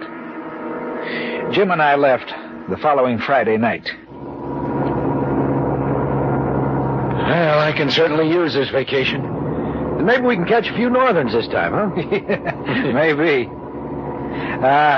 Is your family going to come up here while we're there? No, Carol will be up the last weekend, that's all. Mm-hmm. Well, then I guess we'll have the place to ourselves, huh? Yeah, I guess so.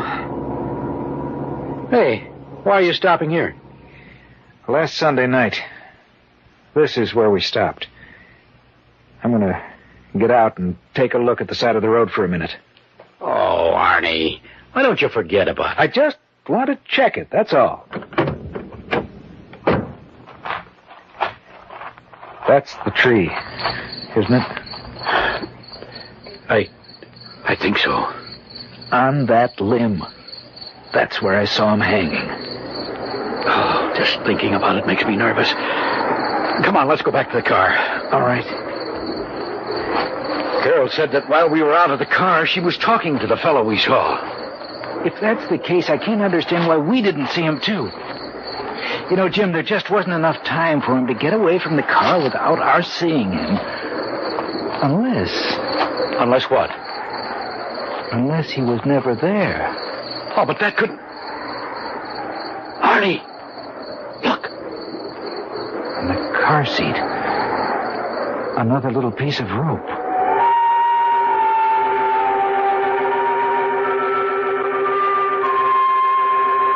Before I could stop him, Jim threw the little noose out into the darkness. A little piece of rope, an inanimate thing, coiled and twisted, which somehow seemed to be alive. We reached the cottage perhaps half an hour later, and though we were both disturbed by what had happened, still it didn't interfere with our sleep. The next day, we went out fishing early. Had little luck and were on our way back to the cottage when the woman who owned the property next door stopped us. Good morning, Mr. Stanley. Oh, good morning, Mrs. Bennett. Out for the weekend? Well, for the next 2 weeks. Oh, excuse me, Mrs. Bennett, this is Arnold Slade. Pleased to meet you, Mr. Slade. Well, thank you. Same here. You must be that young man that Carol's going to marry. Yes, that's right. She'll make you a fine wife, Mr. Slade. Yes. The reason I stopped you, Mr. Stanley, is this. Mm-hmm. There's something strange going on out here. Oh, what do you mean? Well, the constable came by the other day and asked me if I'd seen any strangers here. A couple of people have died over on the other side of the lake. And the constable ain't been able to find out what happened. How did these people die? Well, that's what's so strange about it. Both of them were killed by hanging. Hanging? That's right. Old Mr. Taylor, who lived about a mile down by the shore, he was one of them, and he couldn't hardly walk. They found him swinging from a tree, but he was several feet off the ground, and nobody can figure out how he got up there. What the woman had said frightened me. It seemed as if we were getting deeper and ever more deeply into something from which we would never be able to get away. That night, it was Saturday, Jim and I went out for a walk. It was a particularly dark night. The moon was obscured by clouds, and as we walked along, I could hear the chirping of many crickets, and occasionally a bullfrog's hoarse voice raised in protest. Arnold, this thing has me worried. In what way, Jim? This whole thing. Last Sunday night and today when we stopped by the tree. And then what Mrs. Bennett told us. I've been thinking about it, too. Well, that's strange. What? The crickets have suddenly stopped. It's too quiet. Jim, it came from over there. We better take a look. Yeah. It's too quiet, just as you said. There must be something terribly wrong up here. I hope nothing... Arnold, huh? Look. Hanging from that tree, swinging back and forth. It's a man. What are we going to do? We better cut him down. No, we'd better call the authorities first. I guess you're right. Come on, Mrs. Bennett's got a phone. If we hurry, we may be able to get out a great deal of help to the authorities. Jim, did you notice how high that branch was? I saw it. Yes? Why, Mr. Stanley, it's you. Mrs. Bennett, may we use your phone? Well, I suppose so. Come in. Thanks. Thank you. But it's in the other room. Thanks. What's the matter, Mr. Slade? It looks like something's happened to upset you two. Well, it has. It certainly has. Constable?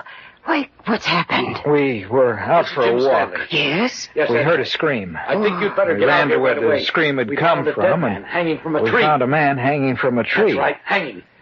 Yes, we'll stay here at Mrs. Bennett's. Yeah, thanks. Oh, what you're telling me the truth, young man? That's the truth, ma'am. Mr. Stanley, is what Mr. Slade told me the truth? I'm afraid it is. Oh, then no one is safe around here. I wonder who it was. What difference does that make, Mrs. Bennett? A man's been murdered. It makes a lot of difference, Mr. Slade.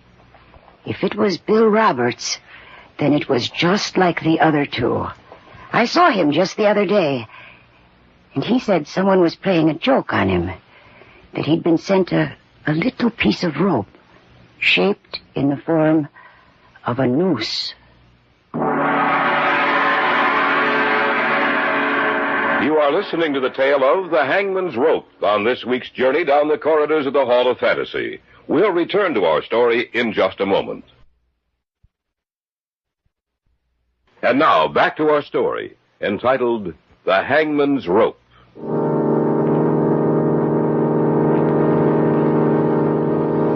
A little piece of rope. Both Jim and I stared at each other for a moment. It might be coincidence. We knew that, but it was difficult trying to make ourselves believe that. About half an hour later, the constable arrived.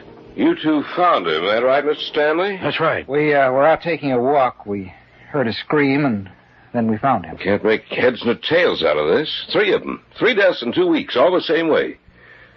They all received a little piece of rope just before they died. A little piece of rope? Yeah, that's right. I say all 3. I ain't seen the body yet, but I have a pretty good idea who it is. Bill Roberts. It's enough to make a person afraid of the dark, Constable. Yeah, ain't it?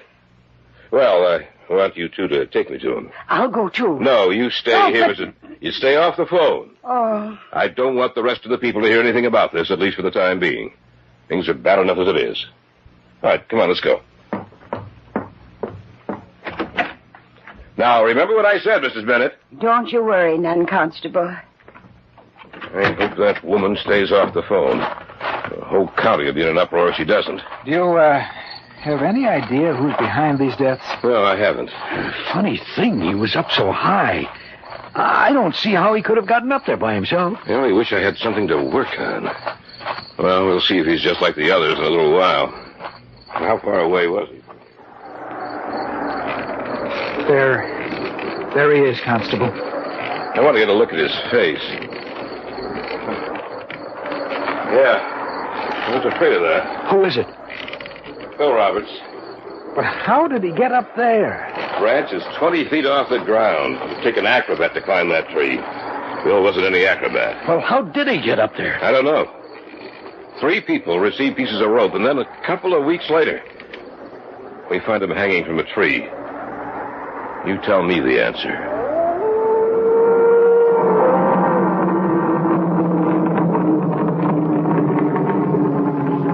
We cut him down, but it took almost an hour to get up on that branch to do it. We put him in the constable's car and drove him back to town. Before he left, we told him that we, too, had received the little gift, the noose of rope, which had been, in 3 instances, the forerunner of death.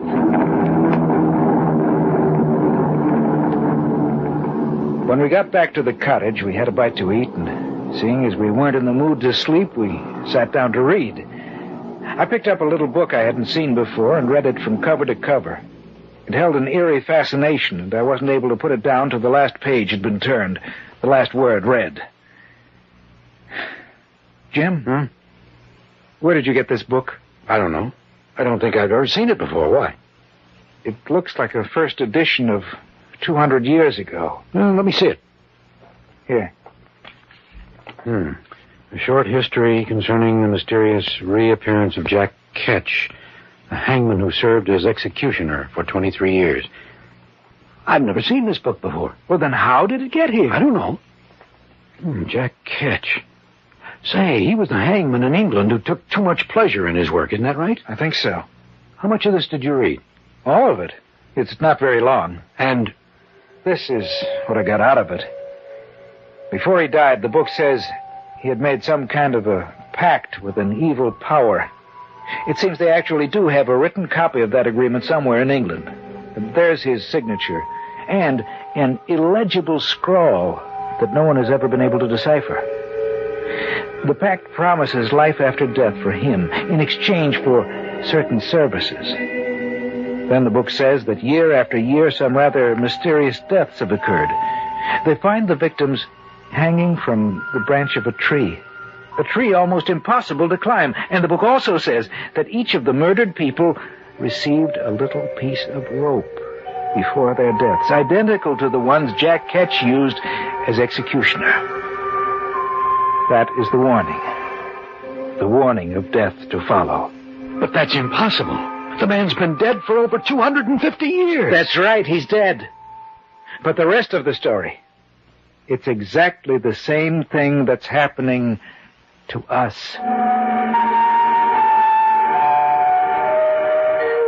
2 days later, in late evening, the rest of the story unfolded. Jim had gone down to the store to pick up some cigarettes.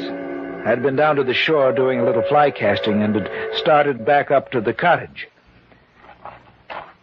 I was surprised at how quickly night had fallen. I wished that I'd brought along a flashlight. From somewhere across the lake, I heard the cry of a dog, and the sound of it filtered through and was carried along by the night air. For some reason, I became unaccountably nervous. I stopped walking. I felt someone was watching me. Then from the darkness of the trees, a man emerged. Here now. Where be you going? Well, back up to my cottage. I was doing some fly casting till night came. Any luck? No. I'd better be going. No need to hurry. Why? Nice out here, ain't it? I suppose so. Strange thing, you know. The little creatures, they stopped. Little creatures? That's right, Governor. Crickets and the frogs. They stopped talking. Yes, they have. You frightened me, Governor? Of course not. What are you laughing at?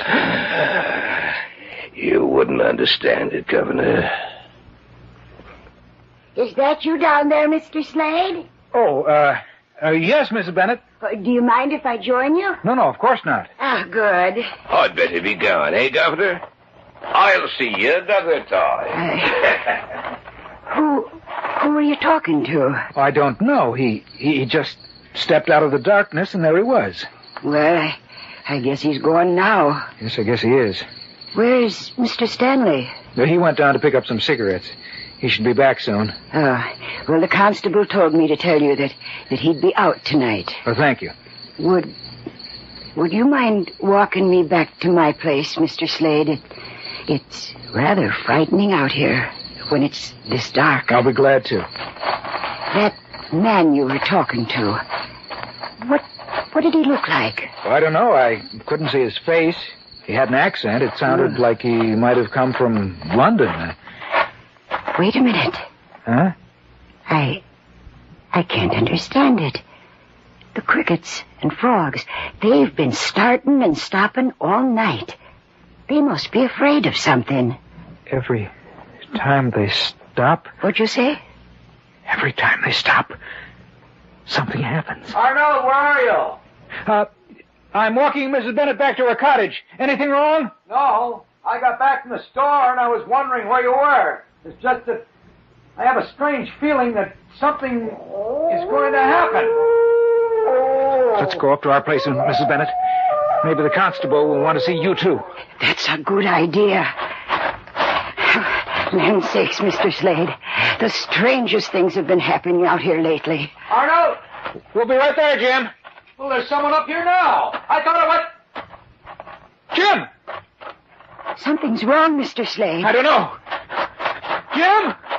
What's the matter? Answer me!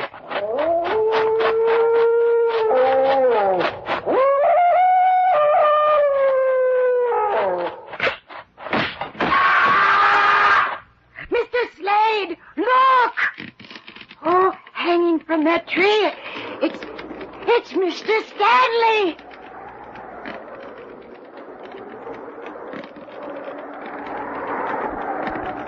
There is a legend, you know. A tale about the hangman. For 23 years, the executioner for the crown. Jack Ketch was his name, Governor. Jack Ketch.